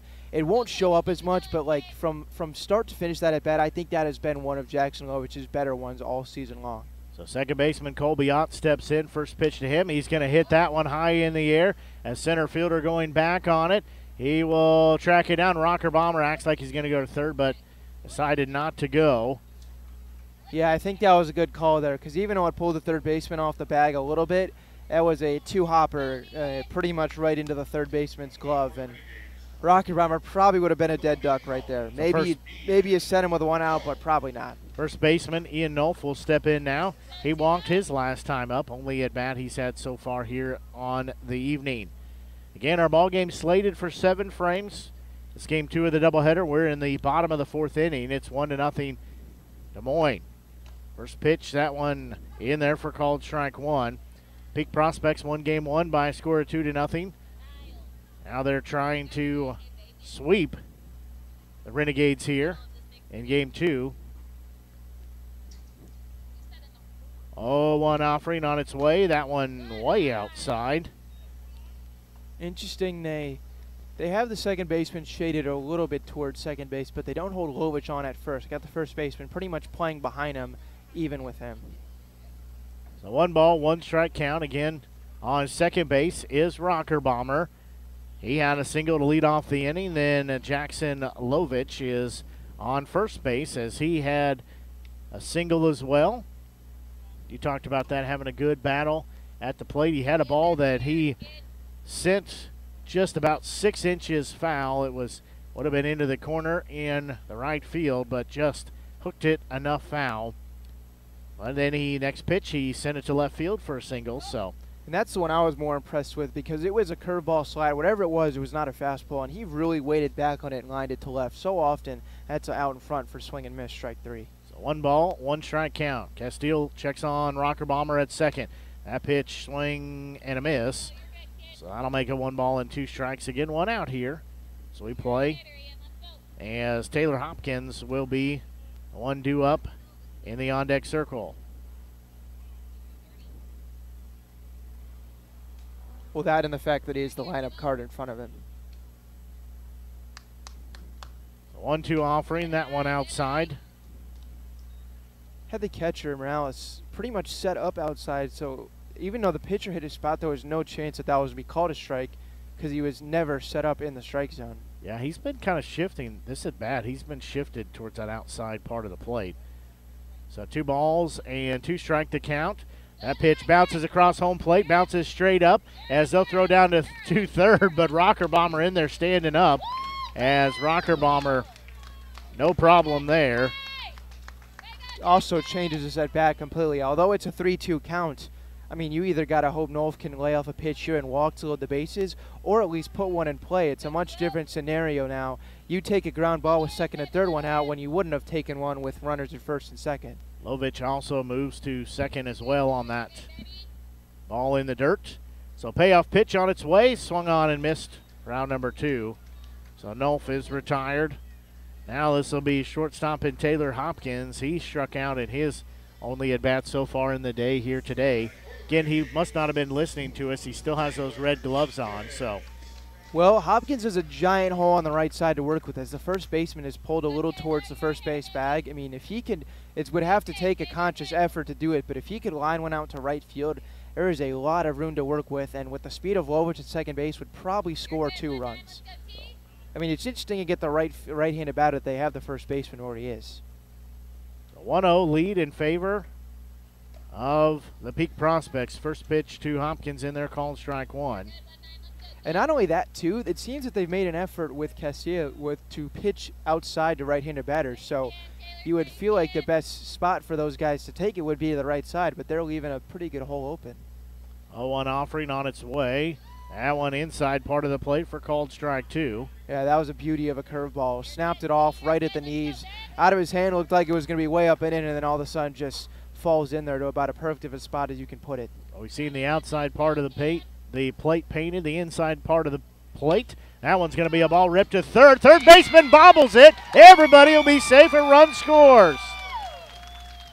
He third baseman tapped his chest too as if to say, yeah, that's my bad. And Hopkins was moving it up the first base line. Would have been a close play. Probably still would have got him, as I would assume that'll go down as an error on the third baseman. But yep, that's what I was penciling in. That's what I was penciling in, but looking back to Tom to double check, so goes as an E5.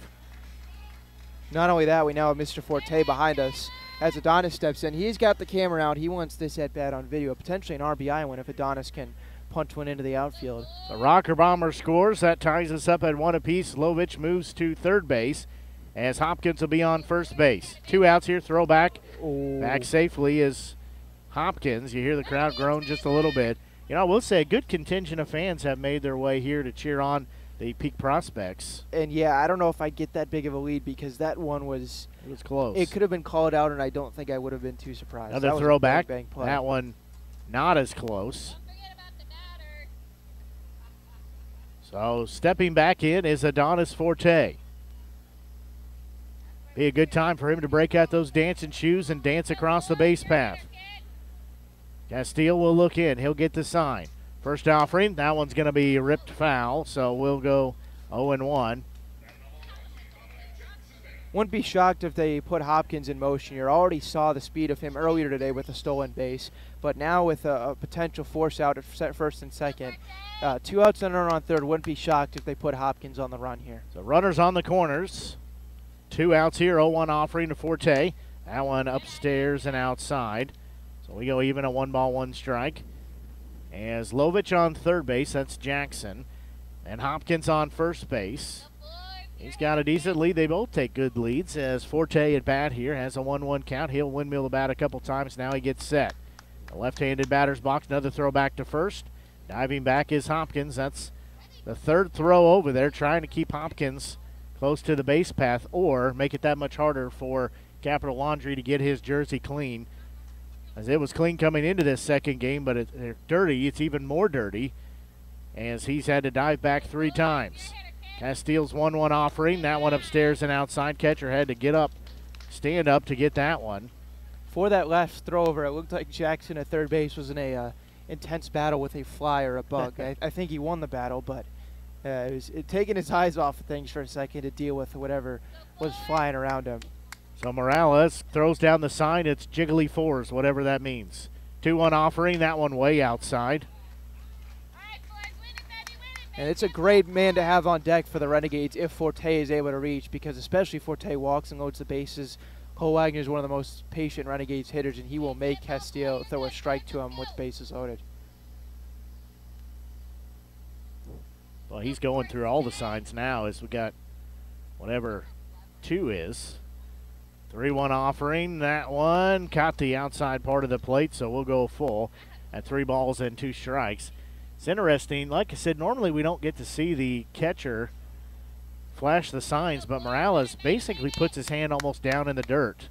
Now he's got a couple 4 inside, now 1 outside. Now I didn't see what that one was. I'm guessing fastball here in a 3-2 count. Yep, that's what I would guess as well. Payoff pitch, runner's going to go to second, ball outside. So Adonis Forte will be given a 2-out walk. Maybe that's what that means is walk.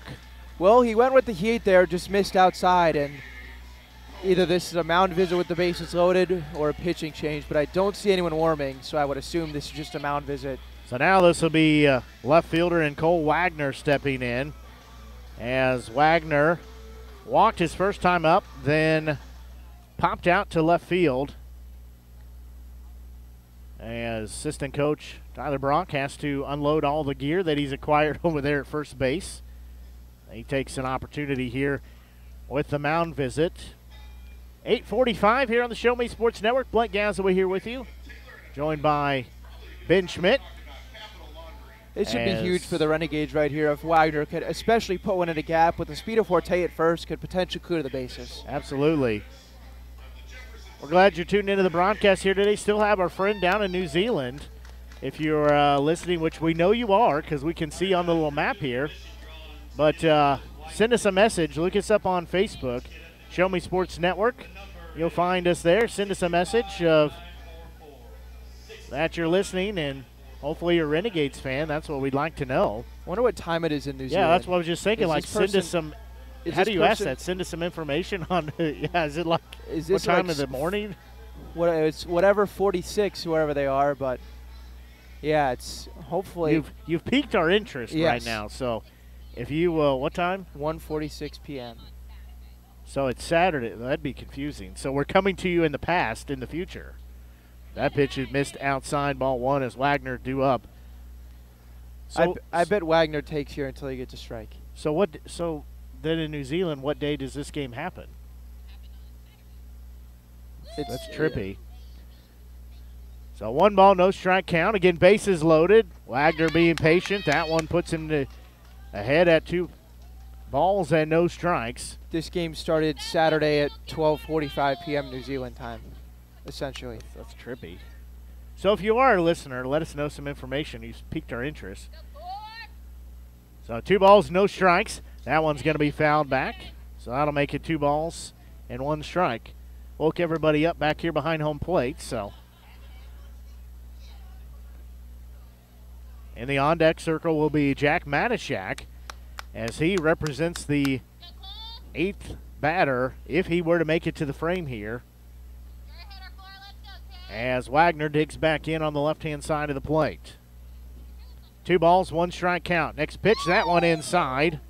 Had to shift the hips out of the way of that. So now Castile in jeopardy of walking in the go-ahead run as we're tied at 1 apiece. This is a big turning point in this game because if you can jump out in front here with Howell Gorling's pitch, maybe get another inning or 2 out of him and then turn it over to your closer if you can take the lead. The next pitch on its way. That one down central for called strike 2.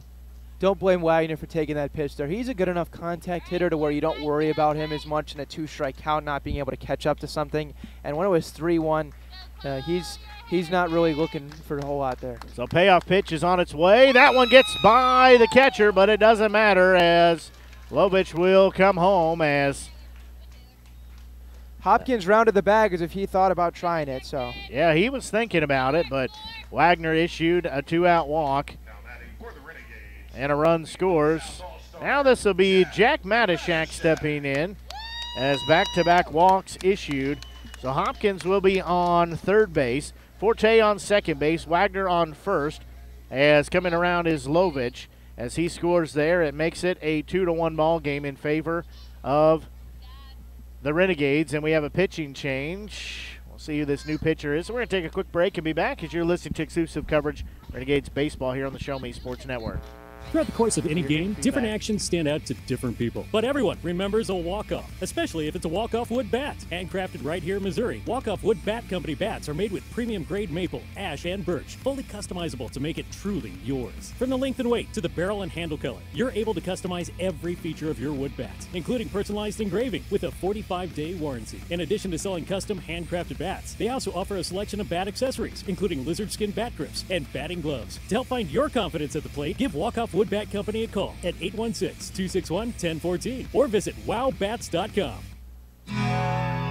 Hello, Blake Gazaway here with the Show Me Sports Network. I've had the opportunity to have some amazing calls, including overtime touchdowns, walk-off home runs, and buzzer-beating baskets. But I've answered another call. That's to serve my community as a volunteer firefighter. Stop and think what would happen if your home or property caught fire and no one was there to put it out. Every day, volunteer firefighters not only save lives and property, but also respond to other emergencies. Nearly 2/3 of our nation's fire departments are manned by volunteer firefighters. And because of this, we simply need more volunteers to step up and answer the call. Stop by or contact your local fire department and see how you can become a volunteer firefighter today. I answered the call to serve my community. Will you?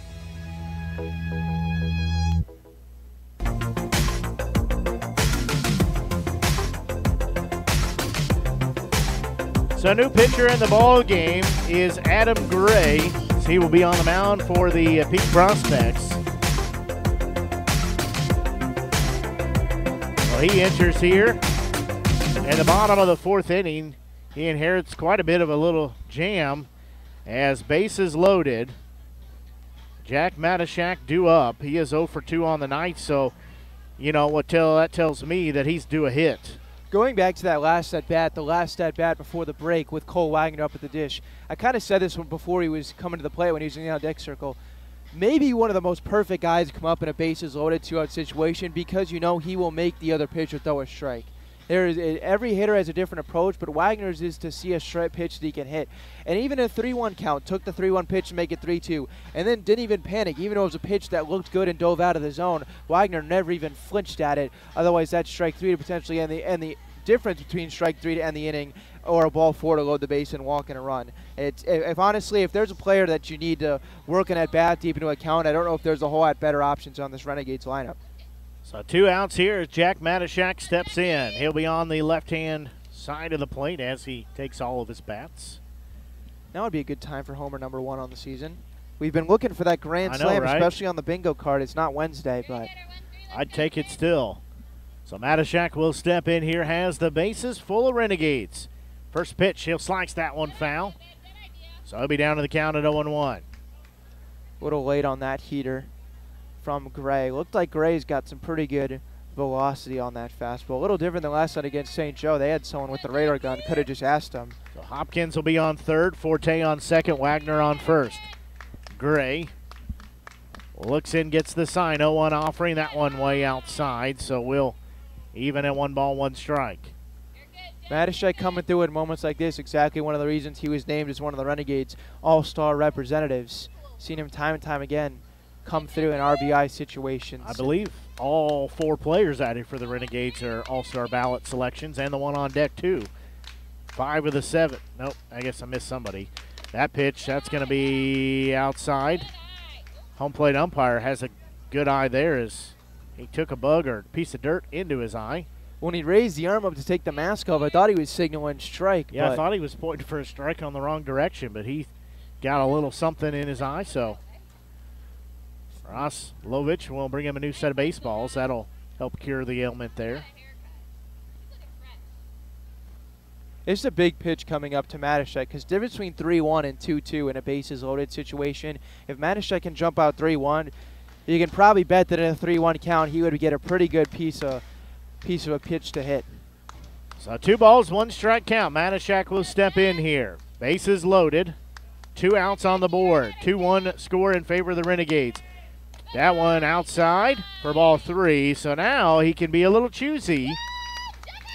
Boy, it'd be a shame if Gray would walk in another run. Well, he didn't walk in the first one, but walk in a run here. It'd be another run for the Renegades that has been walked in. So Matashak will open his stance up here quite a bit. 3-1 offering. He's going to hit that one off the end of the bat. Left fielder going back on it. Still going back. Still, he'll make the grab. at the wall for out number 3. Didn't miss it by much. Matashak just comes up short from putting 4 more runs on the board for the Renegades. We'll take a quick break as we go to the 5th inning here as you're listening to exclusive coverage Renegades baseball here on the Show Me Sports Network. Serving the capital city and the surrounding area for 70 years, Animal Medical Center strives to provide the best possible medical service for your pet in a caring atmosphere. To promote quality healing and preventative care in a fear-free environment, Animal Medical Center of Jefferson City is a full-service veterinary hospital. Whether your pet has fur, feathers, or scales, Dr. Greg Boyer and Dr. Kayla Terry have the experience and expertise to treat complex medical conditions as well as providing annual well checks and vaccinations. Animal Medical Center of Jefferson City is the only veterinary hospital in the capital city accredited by the American Animal Hospital Association. To schedule an appointment, call the team at Animal Medical Center of Jefferson City at 573-636-4626. Running out of some of your favorite Avon products and haven't seen an Avon brochure in quite some time? No need to worry. Avon Independent Sales Representative Michelle Carty can help with your Skin So Soft makeup, jewelry, fragrance, and skincare needs. Avon now carries cleaning supplies, clothing, daily essentials, and several small LG electronic items. You now have the opportunity to shop online 24/7 and have your order shipped directly to your front door by shopping with Michelle at mcarty.avonrepresentative.com or find her on Facebook by searching Avon Carty. The game announced there. They've been married, 57, 58 years? Half a century they've been married. So we will go to the top of the 5th inning here.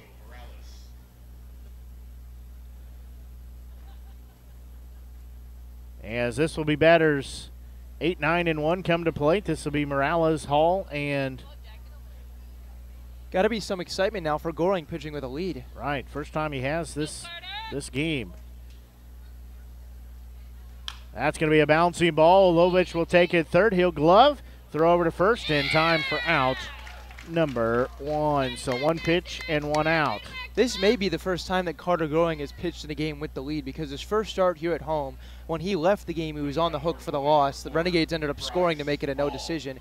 And then last start out in Clarinda, Renegades didn't score anything till very late into the game. Goring took the loss in that one as well, and they were down when Goring left. They hadn't scored a run yet. So I believe in start number 3, this is the first time that Goring has pitched with a lead. So first pitch here to Hall. This is ball 1. In the on-deck circle will be second baseman and Tai Chi Nakeo. I get it right that time? Yes, I told Tai you Chi Nakeo. I take it most of the game, but I get it right eventually. So that makes it 2 balls and no strikes. Well, hopefully this is his last at bat and the Renegades can end it in that one in there called strike 1. I'll be honest, I did have to cheat and I wrote it phonically, so. Oh yeah, for the first game, when I got the pronunciation before the game from Joe, I did the same thing. So 2 balls and 1 strike. Again, 1 out here. That one in there for called strike 2. And that's a good thing too from Goring. Since been given the lead, come back, hit the ground out on the first batter. Now is in a 2-strike count to the second. I mean, it's tough. It's different mentality pitching with the lead, and so far Goring has looked just as good.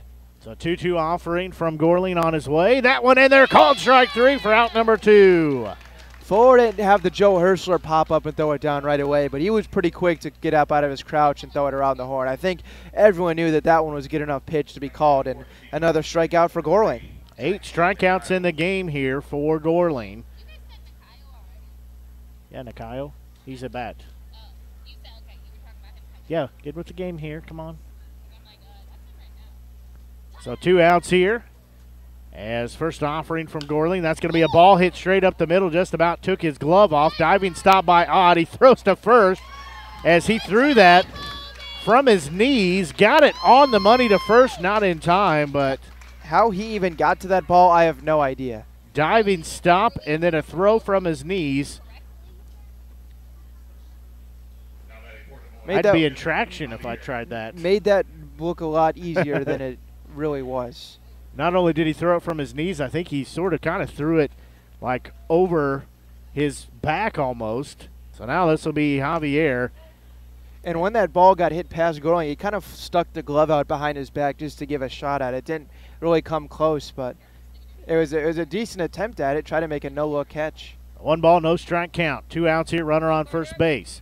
Runner's going to go to second. There's a well-hit ball to left field. Wagner going back. He will pull up the guns. That one goes foul. I don't think that one missed foul by a whole lot, because if that thing is straightened out, that's over the fence and a 3-2 lead. That makes it 1 ball and 1 strike count. Again, 2 outs here. Runner on first base as Wagner gave chase. But it goes on the other side of the foul pole. To be honest, I never noticed until just right now how short the foul poles are. Yeah, they did not spare much expense on the foul pole. It's a little different than some of the other ones, that's for sure. 1 ball, 1 strike count. That one in there for called strike 2. Yeah, if we would have had the umpires from the Nevada game a couple weeks ago in Nevada, that would have been called a home run. The Renegades were gifted a couple like that. So 1 ball, 2 strike count. Again, 2 outs here. Gordling looks in. Runner's going to go to second as that one is going to be off of Fuller. Well, they say fouled off, so. I don't even think that bat broke the plane. He just kind of stuck it out there and made contact in a 2-strike count. Yeah, he was trying to protect the plate there and really just nicks the ball as it goes by. So Kevin Javier, the third baseman, he was hit by a pitch in his first at-bat, struck out last time. So for Gorling, trying to make it back-to-back strikeouts here for Javier. So next pitch on his way, runner goes to second. That one goes past the glove of Fuller, so that'll be a stolen base there. He got a good ricochet on the wild pitch, but really no chance with the runner going.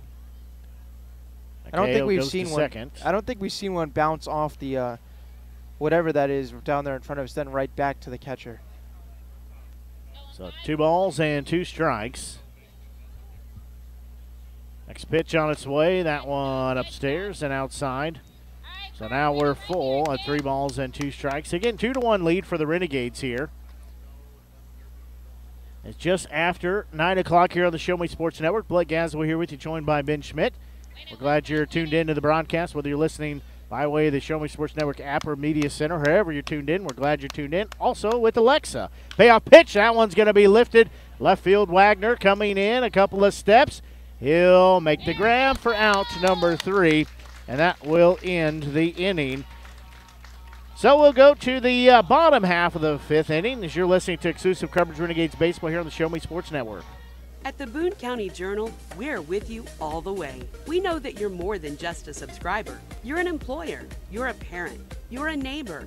Most importantly, you're a community member. It's our goal to provide you with the latest news, sports, opinions, obituaries, classifieds, and more to keep you informed about your community. To find out more about the Boone County Journal or to subscribe, call 573-657-2334 or visit bocojoe.com. The Boone County Journal. We're with you all the way.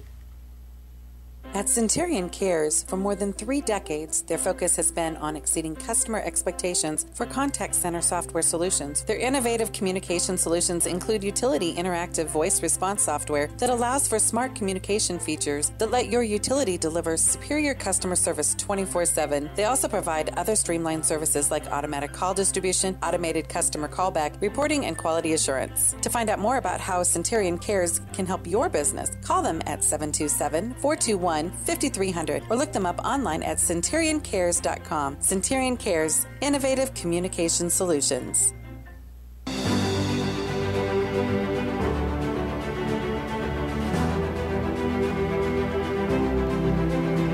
We go here to the bottom of the 5th inning, as it'll be batters 4, 5, and 6 come to plate here. This is Fuller, Rocker Bomber. And then Lovich will be the 3 due up. So Fuller stepping in here, have a new catcher. I'll get to that in just a minute. Next pitch, that one misses, ball 1. So Fuller will be heading the count at 1-0. As I said, Fuller, Rocker Bomber, and Lovich, the 3 due up. New catcher in the game. That's who was it that caught game 1? Ooh, Lutz. It was Lutz. So Lutz has checked in as that's going to be a bouncing ball. It'll be a tough grab for the shortstop. He'll throw, and they say that out as Fuller tried to leg it out. The first baseman in Prater falls down as he's trying to grab that ball. Prater did the splits, and that hurt me watching from over here. I could have not even come close to pulling off what he just pulled off. An even better play by the shortstop. He ranged way to his left and made an across-body throw. It was a bang-bang play and a real good one. Yeah, his momentum was taking him out towards center field by way of second base, and he has to stop. That momentum's still going forward, but has to get that body turned around and get the arm out. And the umpires have a conversation, and they do rule him out. So it goes as a 6-3 put out. Now also be designated hitter in TJ Rockerbomber. He had a single his last time up, walked before that. The last at bat, though, he did go around to score one of those 2 runs in the frame as Renegades lead by a score of 2-1. First pitch to him downstairs in the dirt, gets away from the catcher, ball 1. When we've seen the Renegades play their best and got on these couple game winning streaks, it's been partially because when they have gotten leads, they have played add-on and kept the pressure on. You only need 6 more outs, but if you help out Goring or whoever comes in by adding more here, it'd go a long way. Low ball 2, so Rocker Bomber will be heading the count at 2 balls and no strikes. Again, we've had a good contingent of fans here at the ballpark enjoying the ball game. Doubleheader action here this evening. Renegades trying to split action. That one ripped foul. That almost takes out the legs of Nick George, who was sitting outside the dugout. I guess with how effective Carter Goring has been that they try and send him back out for the 6th inning. And again, with having so many games in a short period of time, if you can get a few more innings of work out of him, I think that's a positive thing. So 2 balls and 1 strike. That one in there called strike 2. Obviously, in a save situation, Renegades most often have turned to Tanner Schmitz to get that, but he wasn't in uniform for game 1, and I don't know if he would be for game 2. Well, he could slap it on real quick, I can tell you that. So 2 balls, 2 strike. Next pitch on its way. That one upstairs. Well, he didn't pitch yesterday, and I know he pitched in at least one of the games on Wednesday, so. Yeah, he didn't pitch a whole lot, I don't think, but I'm not sure exactly what his magic numbers are for, how many days he needs rest for, how many innings that he pitches. I know it's different for everybody, and it's very situational. Payoff pitch on its way. That one outside, so Rocker Bomber again issued a free pass. That was a great take there. Fastball didn't miss by much, but especially as a lefty, the Rocker Bomber got a good look at that one and was not going to go chasing. So now this is Jackson Lovich. He had a single his last time up and scored a run as well. He could use a long drive out over the wall, I'll tell you that much. We just about saw him put one on the money down the first base line, but just came up about 6 or 8 inches foul. So he will dig in here deep in the batter's box here on this right-hand side. Gray on the mound for the Peak Prospects. He'll look in, get the sign. Lovich fouls that one off. Strike 1. Looks like Gray, I think I mentioned this when he first came in last inning too, has a pretty good fastball. Looks like it's coming in there pretty hot. With the catching change, this is Lutz now behind home plate. Don't get to see him laying down the sign like we did Morales. Yeah, much different behind the plate. So 0-1 offering on its way. That one bounces across home plate. So that'll leave it at a 1 ball, 1 strike. He keeps those heels pretty close together when he crouches down back there, so not a lot of room to see through to see what his hand's doing. Plus, I don't think he puts that hand down as far. Morales almost seemed to be like flat-footed. Yeah, he was very wide. Yes. 1 ball, 1 strike count. Next pitch, swing and a miss for strike 2. Behind on the heat there, Lovich took a pretty big cut on that one, and just a little late. 1 ball, 2 strike count again. 1 out here with a runner on first base. That's Rocker Bomber. Lovich will dig back in. 1-2 offering will be forthcoming from Gray. So he gets set. 1-2 pitch. That one misses. They say he did not go around, so that evens at 2 balls, 2 strikes. I was going to say, if they try and tell me that he went around right there, that one looked to be nowhere close. No, he took the bat off his shoulder, but that thing didn't even look like it started to turn towards home plate. Lovich digs back in. 2 count, 1 out. 2-1 Renegades lead. That pitch way outside, and acts like he's going to throw down to first base to Rocker Bomber, scampering back to the bag, but he does not throw down there. I think Rocker Bomber took a couple extra steps towards second as that pitch came in. Probably not one of the Renegades' threats to steal. You never know. Yeah, I mean, there's always a surprise element. I would agree with you, though. I don't think he's probably going to be the stolen base leader on the squad, taking nothing away from him. So Gray will look in. Lovich digs in the batter's box. Payoff pitch on its way. That one downstairs walked him.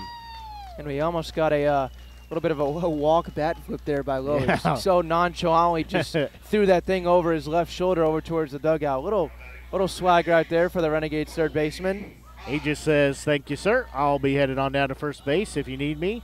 I'll be trying around the base path. You can find me at home at some point." So 2-1 lead again in favor of the Renegades. Colby Yachts digs in now, second baseman. He's 0 for 2. He has 2 runners on with 1 out here. First pitch to him downstairs, ball 1. Ott, despite not having a whole lot of heat at home plate here today, he has played a heck of a ball game out in the field. Yeah, he had a couple nice hits last week in Clarinda. I believe one in St. Joe as well. Defense has, like you said, been there all season. Seen him most often up the middle on the infield, but he makes a lot of plays that aren't supposed to be easy look much easier. Certainly a very talented glove. He fits really well at second base. He does. He's a good addition, part of the puzzle here for the Renegades for the 2022 season. So he will step in here as he digs in.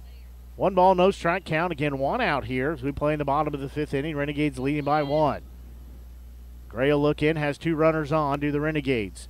1-0 offering. That one swung on and missed, so we're even at 1 ball, 1 strike. Looks like Ott's choking up just a little bit on that bat. It's certainly enough to where I can see the full knob on the bottom. Not a whole lot, but yeah, he's definitely choking up a little bit, especially now with the strike on him. Great. Check the runner at second. That's Rocker Bomber. 1-1 pitch. That one inside and a little tight. So we'll go 2 balls, 1 strike. It's interesting to watch how different guys approach it in no strike and 1 strike counts, how far they move their hands up the bat. Ott's someone who's, I think, been one of the more choked up on there than some of the other ones that I've seen. Yeah, it reminds me of Tommy Reether last year, had kind of the same thing. So 2-1 offering. That one downstairs bounces across home as there's going to be a throw to third base, but safely, doesn't throw it, is Rocker Bomber. That was heads-up base running, too, because that one was not a ball that got away far, but he had a great read on that one and was into third base. That's heads-up base running, and what could be a big add-on run if Otter on-deck hitter, I can't tell who that is, would be able to drive him in. Yep. Lovich does stay at first base. The good thing there is Ott. The ball ended up between his feet, and he just stood there like a statue, trying not to get any interference there. Did exactly what he needs to. 3-1 offering upstairs, walked him. Yeah, Ott on that pitch you mentioned a second ago. Now it really doesn't come back to matter because a walk would have loaded him anyway. But like almost gets in the way without getting in the way, because if he moves, he's going to be called for interference. But just by standing there and not moving, it's almost as good as getting in the way. Right. He did everything he needed to, just stand there as a statue, as we're going to have a conversation here on the mound. And that's a tough thing because, like you said, he's in the way, but if he moves a muscle, he's for sure going to be called with interference. So he just has to stand there and be in the way without being more in the way. Looks like that's going to be it. And another pitcher coming into a tough spot here for the Peak Prospects. That must be the MO for the Peak Prospects, is that they like to change out their pitchers when they have bases loaded. We'll take a quick break and be back as you're listening to exclusive coverage Renegades baseball here on the Show Me Sports Network. When things come out of left field, having a game plan matters. Farmers Insurance has over 90 years of experience helping people play through every stage of the game. We've seen almost everything, so we know how to cover almost anything. Talk to Farmers agent Christopher Scott at 573-896-0131 to see how I can help you stay in the game. That's Christopher Scott at 573-896-0131. We are farmers. Bum, ba, dum, bum, bum, bum, bum. Underwritten by Farmers Truck Fire Insurance Exchanges and Affiliates. Products not available in every state. Moex Dock and Norm Direct is back better than ever. Much more than your #1 ground shuttle transportation service to St. Louis Airport. Yes! Moex Dock and Norm Direct is Mid-Missouri's leader in premier group travel. Sporting events, concerts, wedding receptions, the lake, winery trips, Branson, plaza shopping, reunions, pub crawls. Group sizes from 1 to 100 or beyond. We do it all. Remember, we want you to ride Moex Dock and Norm Direct.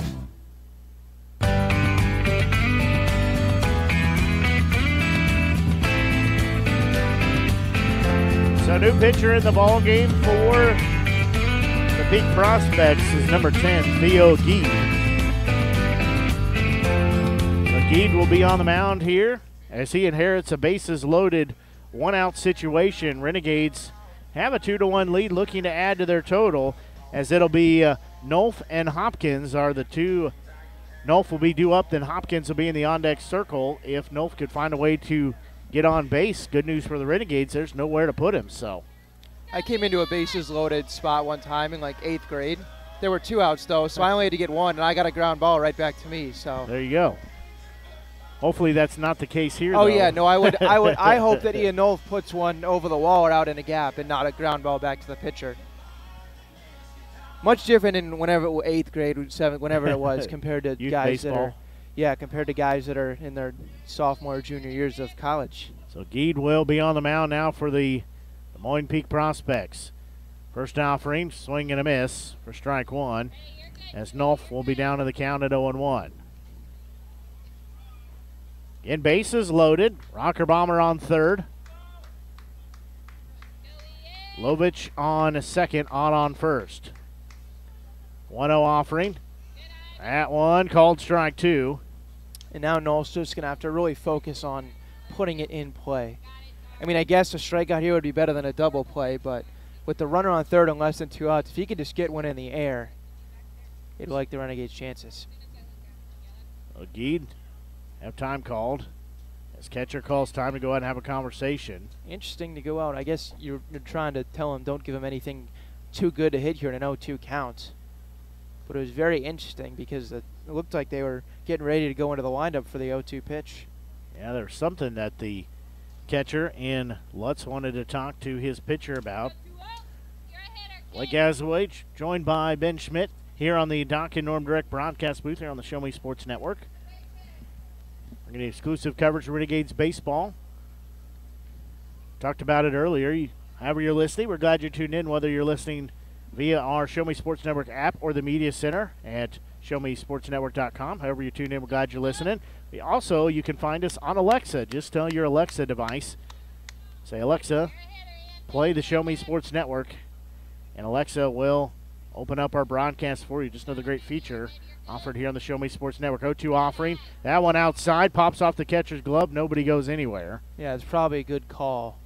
Didn't get away far, and the pitcher, Geed, was coming home, and I think had Rocker Bomber at least attempted, probably would have led to out number 2. So a good, no reason to try and push it there. Good call. Almost looks like the catcher closed his glove prematurely, and the ball hit off the. It wasn't a wild pitch for sure. So 1 ball, 2 strike count. Geed looks in. Next pitch, swung on and missed for out number 2 as Nolf is retired. Now this will be Taylor Hopkins. He had an RBI. Well, it wasn't a hit, actually. It was an E5, so he reached safely with an E5. Run scored on the play, so it'll be a good time for him to get a base hit. Maybe some extra bases. Good speed for Lovich at 2. Would probably score 2 if he gets a hit. So Hopkins digs in. First offering, he's going to slice that foul. That's going to get out of the ballpark over the first base dugout. Hopefully away from the car. I believe, isn't there a parking lot down there? That one may have been heading towards it. Yeah, I don't know how much parking there. Yeah, I think the parking's down past that tree over there, but could be wrong. So 0-1 offering. Once again, they leave Hopkins a lot of space open on the right side of the infield. 2 outs here in the inning as we play in the bottom of the 5th. That one in the dirt. That's a good block there by Lutz behind the plate. Went down to Juanita to catch it, turned his glove over. If that goes through the legs, that one maybe gets away far enough to score a run. So it's Rocker Bomber on third, Lovich on second, and Ott on first base. Hopkins digs back in. 1 ball, 1 strike count. 2 outs here. Hopkins asks for time. And Renegades lead by a score of 2-0. They've got 2 runs. Sorry, 2-1. They lost game 1 by a score of 2-0. 1-1 offering on its way. There's going to be a ball that's hit into center field. It's going to score a couple runs. As Lovich rounds third, he will score. And a 2 RBI single is delivered by Hopkins as he lines that into center field.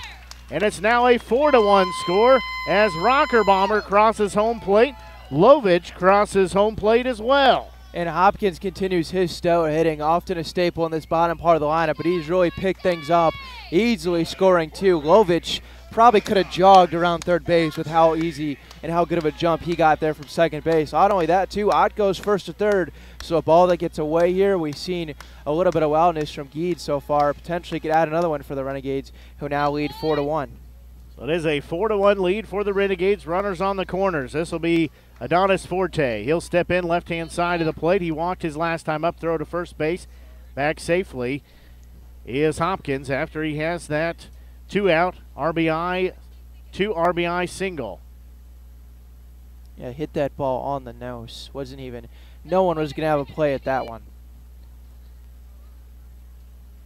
That pitch in there on the outside part of the plate for call and strike 1. That's a tough pitch to hit left on left. I'm sure that ball out of the hand of the pitcher looks like it's going to go on inside on Forte and then just snaps off and bends its way to the other part of the plate. 0-1 offering. There's going to be a bouncing ball. It's gloved by the pitcher. He'll throw to first. Low throw. The first baseman digs it out, and that ends the frame as that goes as a 1-3 put out. But 7 batters came to plate. There were 2 runs put on the board as the Renegades now lead by a score of 4-1 as we go into the 6th inning. We'll take a quick break and be back as you're listening to exclusive coverage Renegades baseball here on the Show Me Sports Network. The following public service announcement is brought to you by the Eddie Gaedel Society, Jefferson City Chapter 10, doing little things to make a big difference. Want to make a big difference in your community? Be kind to others, drive safely, and put litter in its proper place. Join us in celebrating Eddie Gaedel's historic Major League appearance as a member of the St. Louis Browns by doing something nice for someone today. Take a walk, Eddie! Since 2018, Han Custom Laser Engraving LLC has been specializing in all things custom, using large format, high-powered lasers with some of the most advanced technologies on the market. Anything can become a canvas. This state-of-the-art system makes quick work of custom engraving on cups, glass, tile, wood, acrylic, metal, headstones with endless possibilities. They also offer custom one-of-a-kind signs that are sure to make your design stand out. Find them on Facebook at Han Custom Laser Engraving or call 573-489-8732 to find out more. Han Custom Laser Engraving LLC, a veteran-owned business.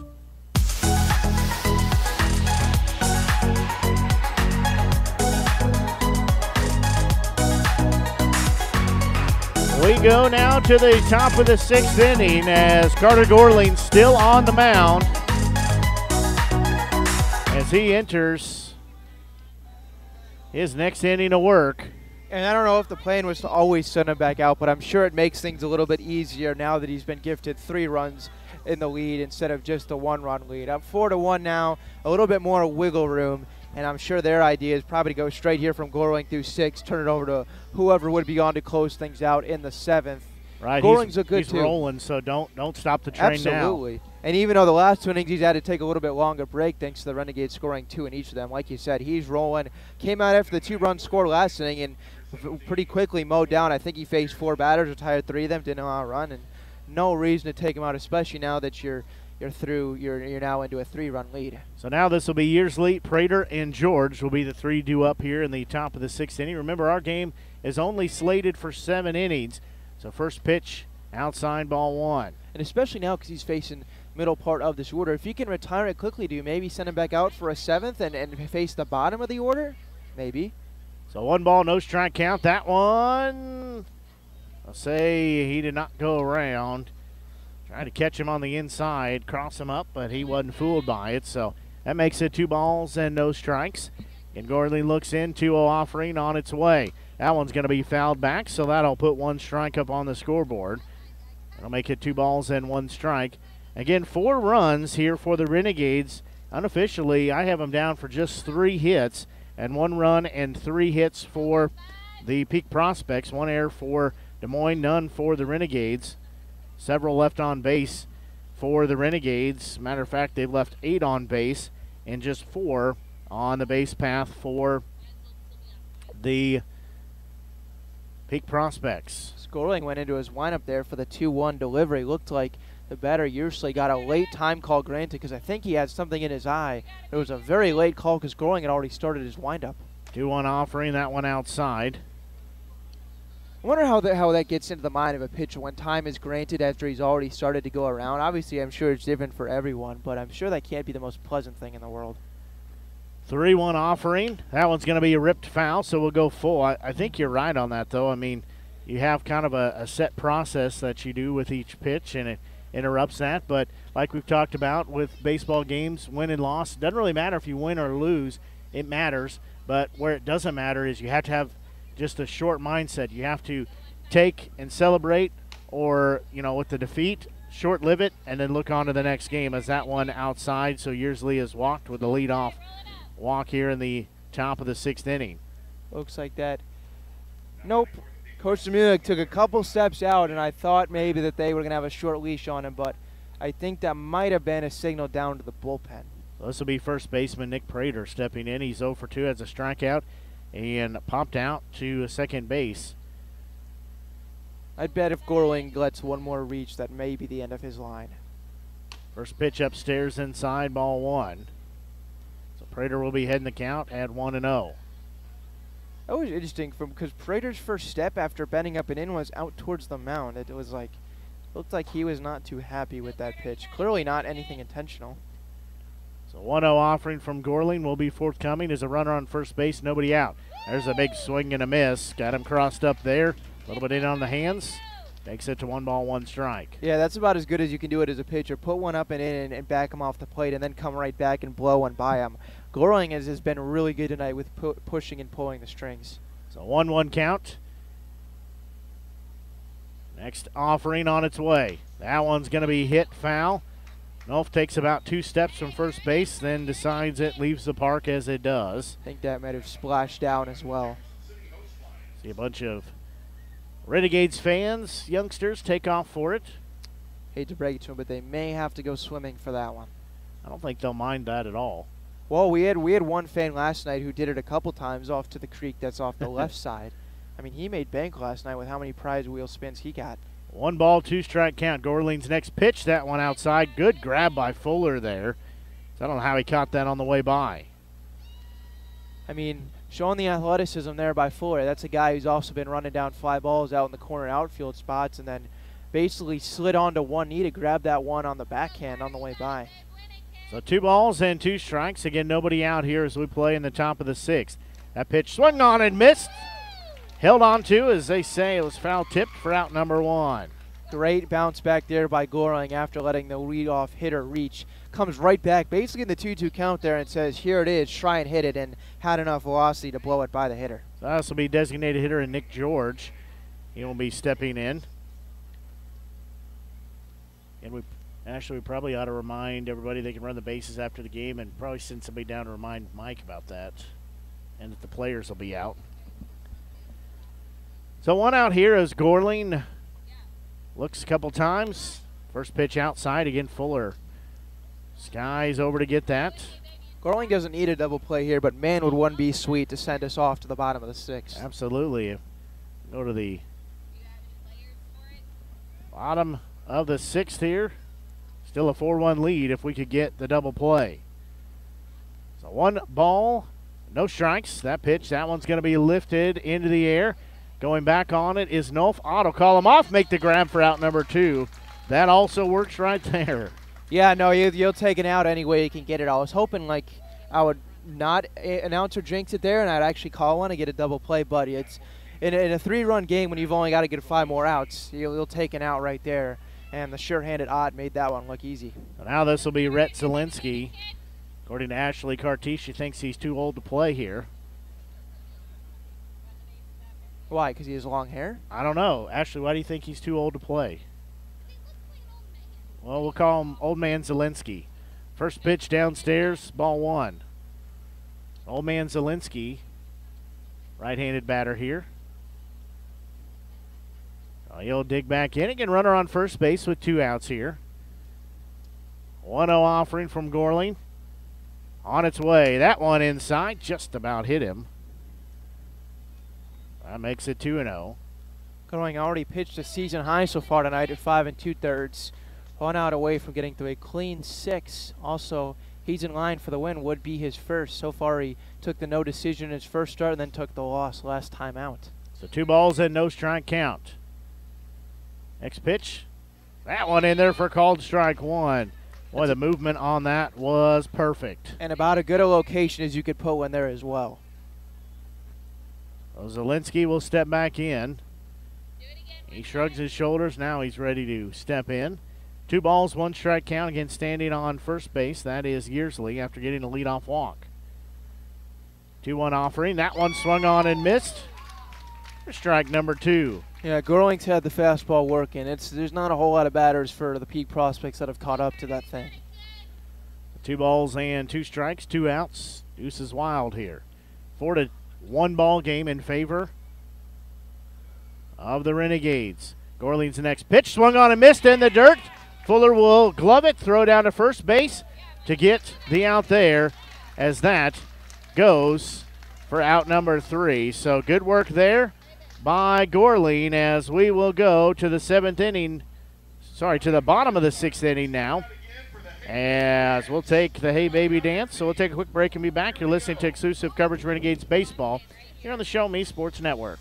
Hi, this is Nick Hoslag, owner of Hoslag Landscape and Design. Every day, my highly trained team of experts works hard to give you the outdoor living area you've been dreaming of. By focusing solely on landscaping and hardscape construction, this has made us the preferred landscape and design company serving Jefferson City and the central Missouri area. Thank you for all your continued support in voting us as winners of the Reader's Choice Awards and Jefferson City's Best multiple years running. When you are ready to begin your dream outdoor project, call us at 573-301-9464 to schedule an estimate or visit hoslaglandscape.com.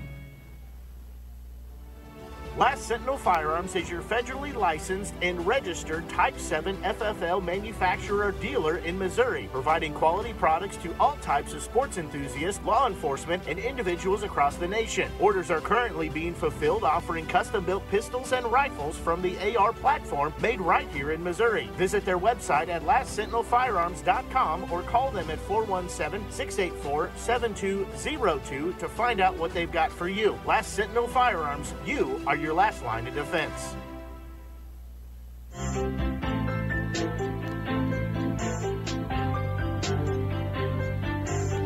We go to the bottom of the 6th inning as the Renegades may be looking to add a few insurance runs here as they lead by a score of 4-1 as everybody having a good time here at the ballpark, just finishing up the Hey Baby Dance.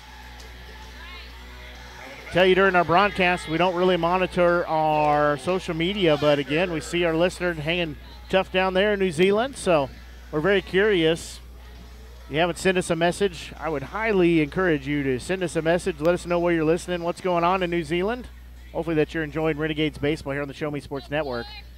We're pretty sure it's Saturday there. First pitch, that one on the outside part of the plate for strike 1, as this will be Wagner, Matashak, and Fuller due up. Clearly we don't get out much. Not enough to make my way to New Zealand, that's for sure. 0-1 offering. That one upstairs, just a hair, so that'll even the count at 1 ball, 1 strike. I've been out of the country, but not that far out of the country. I'm really curious, like this has sparked my curiosity. So if you're listening to New Zealand, send us a message on Facebook. Just find us, Show Me Sports Network. Wagner. Of course they have Facebook in New Zealand. I don't know. You send us a message however you can. That one misses. So that'll make it 3 balls and 1 strike. Another thing they could do is follow me on TikTok. It's Gaz on the Mic. You can follow me on there and send me what do they send? Direct messages. They could send me a TikTok back. So Wagner's going to take a walk. Once again, Cole Wagner just refusing to swing at anything that's not a strike. Pitch. His at-bat last time up with the bases loaded to force in a run probably was, at the time, by far the biggest at-bat of the game because it gave the Renegades the lead. Only at-bat that's had the same magnitude since probably was Hopkins' 2-run single. But Cole Wagner, man, his eye at the plate has been great all season, and it continues tonight. So this will be Jack Matashak as he will just get under that one and foul it back out of play. So he'll be down the count on 0-1. Yeah, to our New Zealand listener, you could send us a tweet or a TikTok or a message. So you sending Goring back out there for the 7th?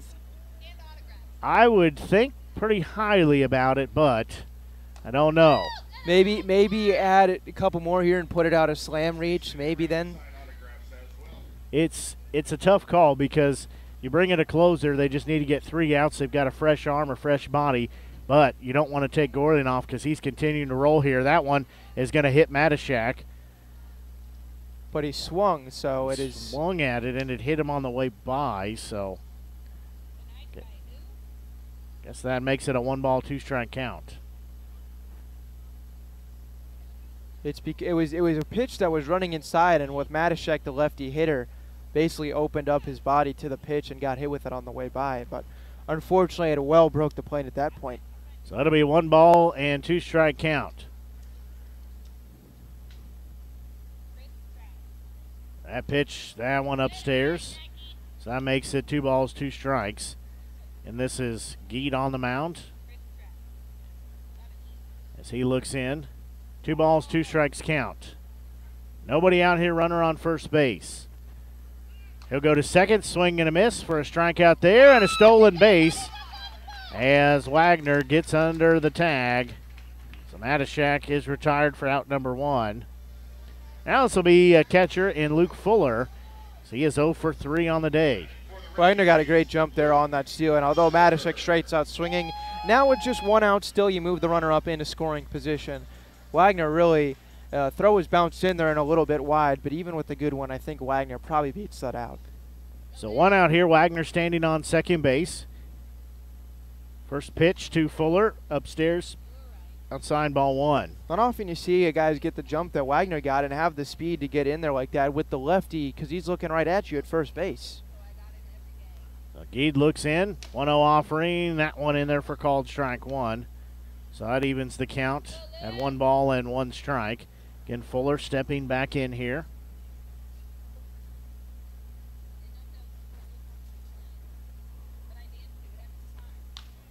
That one's going to be blistered foul into the dugout and back out. That thing trickled clear out into left field now. Yeah, he hit that one on the nose. Just was way too far out in front of it. But, man, did he turn on that pitch, that's for sure. So 1 ball, 2 strike count. And 1 out here. That's Geed. Second look at second base. 1-2 offering. Swung on and missed as Fuller is retired. Had the bat slip out of his hand as he tapped himself on the back with the bat. Took a big cut there down and a 2-strike count. Came up empty. So now this will be designated hitter TJ Rockerbomber. So Rockerbomber will step in with 1 on and 2 out here. As we play just after 9:30, 9:38 by my clock. So Blake Gasaway here with you, joined by Ben Schmidt here on the Doc and Norm Direct broadcast booth. That one inside. Rockerbomber takes ball 1. As we're here on the Show Me Sports Network, the exclusive home for Renegades baseball. Don't forget, too, all of our games are archived. Anywhere you can catch podcasts, you can find our games that are archived there. Just search for the Show Me Sports Network. Give me a little bit of time, a couple of days, or day to 2 is a good ballpark, so I can get them archived on there. 1-0 offering that one down in the dirt as Lutz comes up, can't decide if he wants to throw or run it to second base. Ran about halfway to the mound, never even ended up throwing the ball to second as Wagner made it back in. As I said, though, all of our games are archived, so anywhere you can find podcasts, Apple Podcasts, also on the Google Play Podcast Store, iTunes, iHeartRadio, Spotify. That one misses outside, ball 3. We've got our games on there, so you can give them a listen if you haven't got to watch it. So I got to listen to it in the first game. Also, as I said, follow me on TikTok, Gaz on the mic, GAZONTHEMIC, Gaz on the mic. That one upstairs. As going to third base is Wagner, and he's going to be thrown out there. So that will be out number 3 as he is caught stealing. Does Rocket Bomber still get the walk there? Because the ball 4 came in before the caught stealing, so you think he still gets the walk? I'm going to say he does. Hopefully we don't have have a question for Tom. Hopefully we don't have to see the Renegades come back to the plate. So we're going to go to the 7th inning as Renegades lead by a score of 4-1. We're going to take a quick break and be back as you're listening to exclusive coverage of Renegades baseball here on the Show Me Sports Network. Hi, I'm retired Army Sergeant Trent Dirks, and I want to tell you about an organization that saved and changed my life forever. Retrieving Freedom provides highly trained service dogs to veterans with disabilities and children with autism, absolutely free of charge, thanks to the generous donations and support from people just like you. Experts from Retrieving Freedom help throughout the entire process, from fostering programs through service dog placement. Retrieving Freedom gave me the skilled service dog Tracer, who has been my best friend and my lifeline. To find out more about how you can get involved, volunteer, foster, or to donate, visit their website, retrievingfreedom.org. Retrieving Freedom, changing lives through the training and placement of service dogs for veterans with disabilities and children with autism. River Oak Christian Academy has been providing a strong biblical foundation and academic excellence within a Christian environment to students for more than 16 years. Located in Jefferson City, River Oak Christian Academy offers kinder prep through 7th grade with 8th grade to be added in the 2023-2024 school year. River Oak Christian Academy's primary goal is the discipleship of the next generation to impact the world for Christ. Average class sizes are just 16 students with a student body composed of families from over 30 area churches. Kinder prep offerings include 3 and 5 full-day sessions, with kindergarten offering a half-day and full-day programs. To find out more about River Oak Christian Academy, call them at 573-634-3983.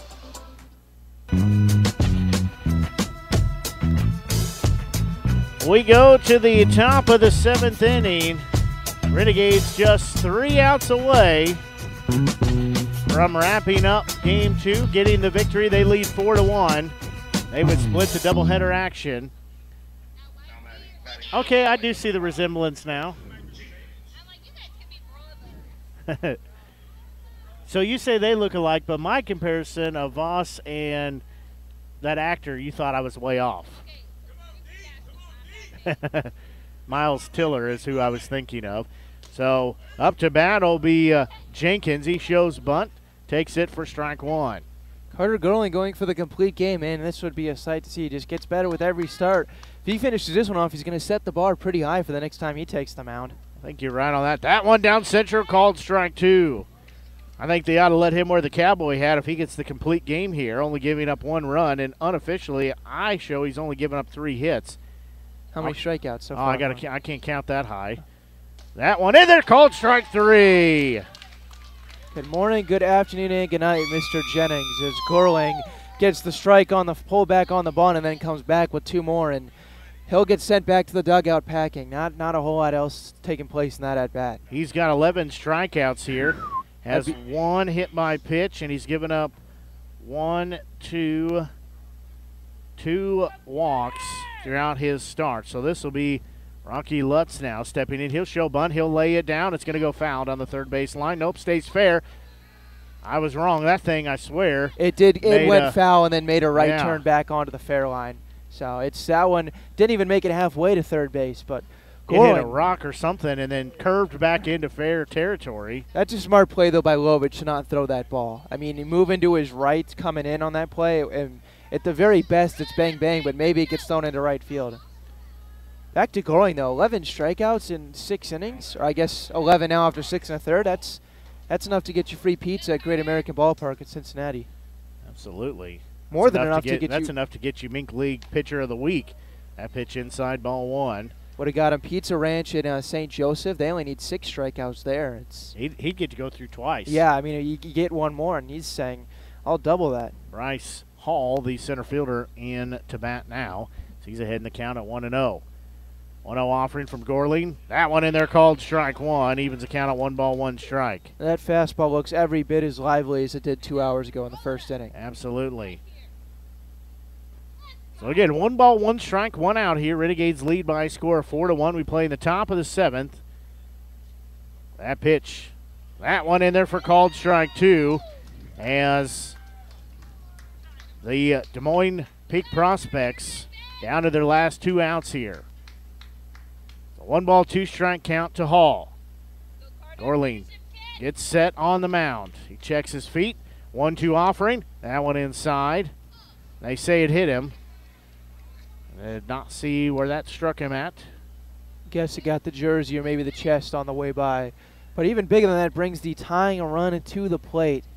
How long are they going to stick with Gorling? Looks like he's going to at least get his chance to battle through right here. Now this would be the perfect time to have the double play to end the ball game, as Taichi Nakayo will step in. I mean, the 2 base runners this inning against Gorling, a bunt that doesn't even make it halfway to third base, and a hit by pitch that I don't even know if that hit any part of his body. It might have just gotten the jersey. So 1 out here, 2 runners on, 4-1 lead for the Renegades. There's going to be a ball that's lifted. High in the air going back is Hopkins. He's at the edge of the grass for out number 2. So 1 pitch and 1 out there, which makes it a 2-out total. So now down to their last out are the Peak Prospects, as this is Kevin, this third baseman, Kevin Javier, stepping in. Gorling doing exactly what he's done all night. Gives up the base runner, then comes right back and gets an out. He has not let them build any sort of momentum, the Prospects. Gorley looking for the complete game effort here. Only giving up 1 run. He'll check on the runner at second. First pitch, swung on and missed. For strike number 1. That's where you're in the top of the 7th. I think that's the worst swing I saw all night. He started that one when the ball was almost in Fuller's glove. I'm glad you said it, not me. Oh, yeah. It was all sorts of delayed. I don't want to toot my own horn, but I think I could have put a better one on that ball than that. It just looked like he said, oh, shoot, I was supposed to swing it, that one fouled off. So quickly, 2 pitches in now as the Peak Prospects down to their last strike. Yeah, I'm pretty sure Fuller was 2/3 of the way closed on the catcher's mitt on that when he swung. I'm not saying I'll hit that pitch and I'll probably swing and miss, but I'll always look cool doing it. I'll give you a good a swing as I can. So no balls and 2 strikes the count here as Gorling looking for the complete game win. He'll check on the runner at second. 0-2 pitch, swing and a miss. And that is out number 3 as Gorling records the complete game win as he wins by a final. And his Renegades win by a final of 4-1 as he goes the entire length of the ball game, striking out 12 in the process. Let me double check my math here. 2, 3, 4, 5, 6, 7, 8, 9, 10. Oh, I think I missed one. As you do that, I want to say pretty much every infielder before they got in the handshake line there went and gave a high five over to Carter Gorling. They went over to just let their starter know, hey, man, you absolutely shoved tonight. He deserves every sort of praise. Carter Gorling in his third start. First start went 4 2/3. Second start goes 5 innings. Then here goes the full 7 first or second game of a doubleheader. Enough to close this entire thing out. Holds the Peak Prospects to only 1 run on a couple hits, like you said, Blake. And all the Renegades split this one 1-1 on the 2 games. Pretty good day at the ballpark when over 14 innings you'll hold the other team to just 3 runs. Absolutely. You said they split the games, but they did get the W here in the second game, the nightcap of our doubleheader, as Gorling goes the complete game. He strikes out 12 in the process, so great effort on his part as he is making a good run to get the Meek League Pitcher of the Week as he takes it the complete game and sits 12 down by way of the strikeout. So great job on his part to get the complete game and, you know, just give the Renegades the split here on Family Night as we've got action tomorrow as we celebrate Family Night even longer. As tomorrow night will be the Queen City Crush coming to town. So just a great job. I think Ashley's trying to track down. I just sent her on a mission to try and get Carter. I don't want to set the bar too high and let people down if he doesn't come on, but it looks like that's what's going to happen. She's bringing him over this way. So I will gladly give up my mic in order for the fans to hear from tonight's winning pitcher, complete game pitcher. Overall, one of the better outings we've seen from a Renegade starter this season. He truly deserves the win. His first of the season, too, on the mound. Moves to 1-1 after this one. Absolutely. So he's going to be up here in just a second. We'll just keep it right here as split games here between the two teams as Des Moines wins game 1 by a score of 2-0, and the Renegades come back and win game 2 by a score of 4-1. As Carter going to join us here, we'll give him a chance to sit down and catch his breath as well.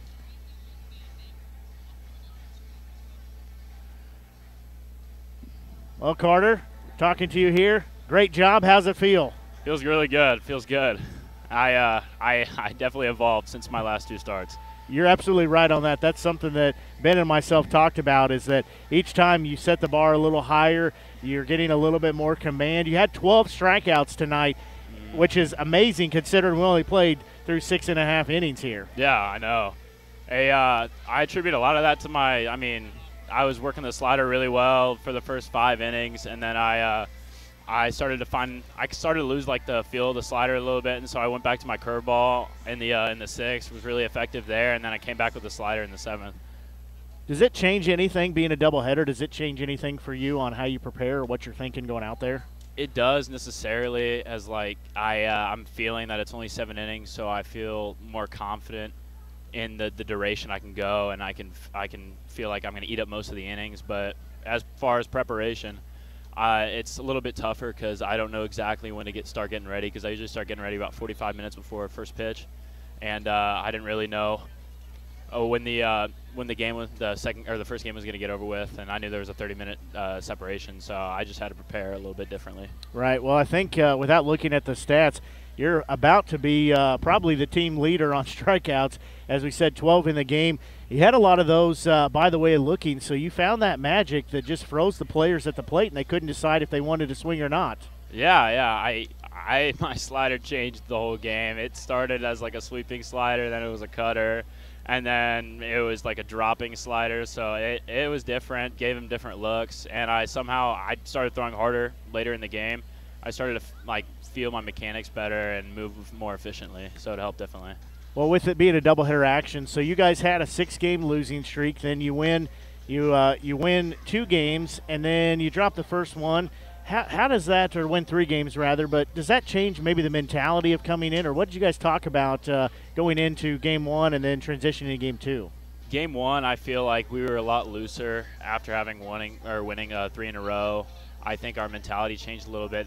We kind of went from like an underdog mentality to feeling like we're a little bit more about ourselves, and it kind of loosened us up to where we weren't really feeling it with the bat today. But I knew I had to get out there and be competitive with the 7 innings, and especially when we didn't hit very well in the first game, I was like, I'm going to come out there and be competitive, throw strikes, make them hit me out of the game, and keep the game tight. Well, and a lot of the at-bats, too, that you were pitching against, you got out ahead, and you only had, I think you had 2 hit batters and a couple walks, so just a great performance. And, how do you top this now? Every time, like you said, you're raising the bar, so what's next for you? It's definitely just got to be growing more, I guess, as a pitcher, and being more consistent throughout the game, especially still getting out more ahead. I still want to throw more strikes, but keep it irregular, but also feel all my pitches, because my changeup was on at one point in the beginning, and then it was off, and I didn't throw it again. And keeping the curveball in the mix, because I hit the first batter with the curveball, and I didn't bring it out until like the 5th inning. Well, we talked earlier in the season, but now, we're several games in, we're several weeks in. How's the team gelling? Are things coming together? Because at that time, everybody was kind of still a little bit new. Everybody was trying to get to know each other, but you guys seem like things are going well as a squad as a whole. Yeah, we're definitely finding what chirps and what things to say really gets our mojo going. We have certain quotes we say, like "City Boy," stuff like that really gets us fired up and really makes us have a fun time. And I'm there for that. So especially when I'm not playing first or pitching, I'm definitely trying to amp up my team and cheer them on. And I hope they can learn from me sometimes like that. Absolutely. Well, Carter, any last final thoughts before you get out of here? I know you want to go celebrate with the team and run around a little bit with the kids out there. Yeah, I need to fix I need to do some recovery, but I just wanted to give a shout out to my grandma. She might be listening in Ohio. I think she is. I just want to shout out Granny, and then also maybe my girlfriend in College Station as well, if she's listening. And I just want a big thank you to my parents. I appreciate them being here because they can during the summer. Absolutely. Well, sir, I'm going to let you go. I appreciate you taking time to chat with me here, and great job tonight. Very impressed with that. And, go get your recovery on. Be sure and sign some baseballs, run around with those kids, and we'll see you back here tomorrow. Yes, sir, all day. All righty. That's Carter Gorling, who gets the complete game victory here tonight on the mound, as he got some assistance from his teammates as they put up 4 runs, but he only gives up a couple of hits. Let me double check that. He only gives up 3 hits and 1 run and goes the complete game. 12 strikeouts in the process. As I said, only 2 hit by pitch, and he only gave up 2 walks. So if that's not a Mink League pitcher of the week, then I don't know what is. Yeah, he certainly would have my vote, and I don't have a vote, although it would be cool. But looking, because you obviously see who wins every week based on the Twitter and all the social media sites.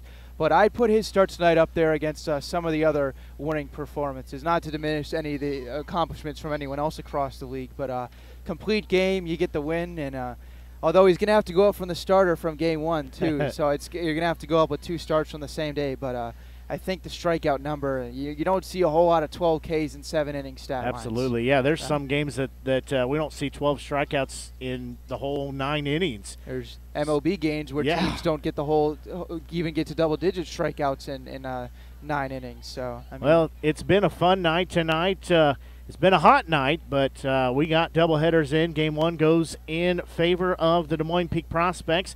Game 2 goes in favor of the Renegades. As really, I think it's been a great way, other than not getting the win in Game 1, it has been a great way to start off the something that's kind of new for us is the family weekend activities.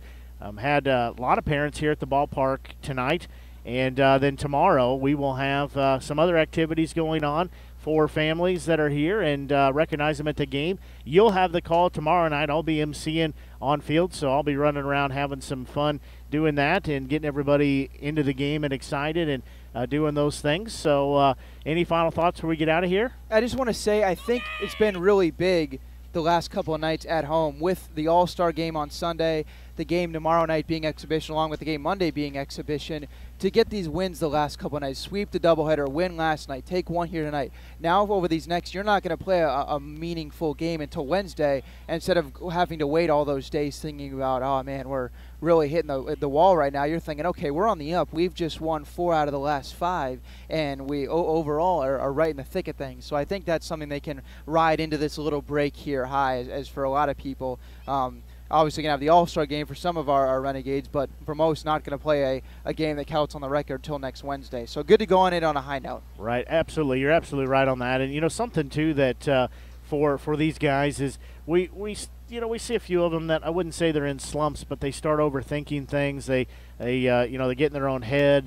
They just think too much about it and analyze it too much. So as you talked about, having a few days off mixed in here, plus having a couple of non-league games, that gives them the opportunity to kind of fine-tune some things, to work on some stuff, to try some stuff, to see if they can just get to where they need to be at. Because as we talk about in all sports, we want to be heading up that peak and towards that peak where we'll be peaking towards the end of the season and headed into playoffs and/or championship. And that's right now. That's where I see a lot of this going. I mean, even when you look at 2 games today, that's exactly what happened. We kind of plateaued there some of the first game, maybe 2/3 of the first game, but then we just shot up and we got that peak going on again. So that's exactly what you want to do and what they're shooting for. So absolutely. That's going to do it for our broadcast here this evening. For Ben Schmidt, I'm Blake Gasaway for the Show Me Sports Network. Until we talk to you tomorrow night, as tomorrow night it'll be Ben on the call as the Queen City Crush come to town. First pitch set for 7 o'clock pregame is on the air right about 6:40, 6:45, somewhere in there. Until we talk to you then, so long and have a great evening.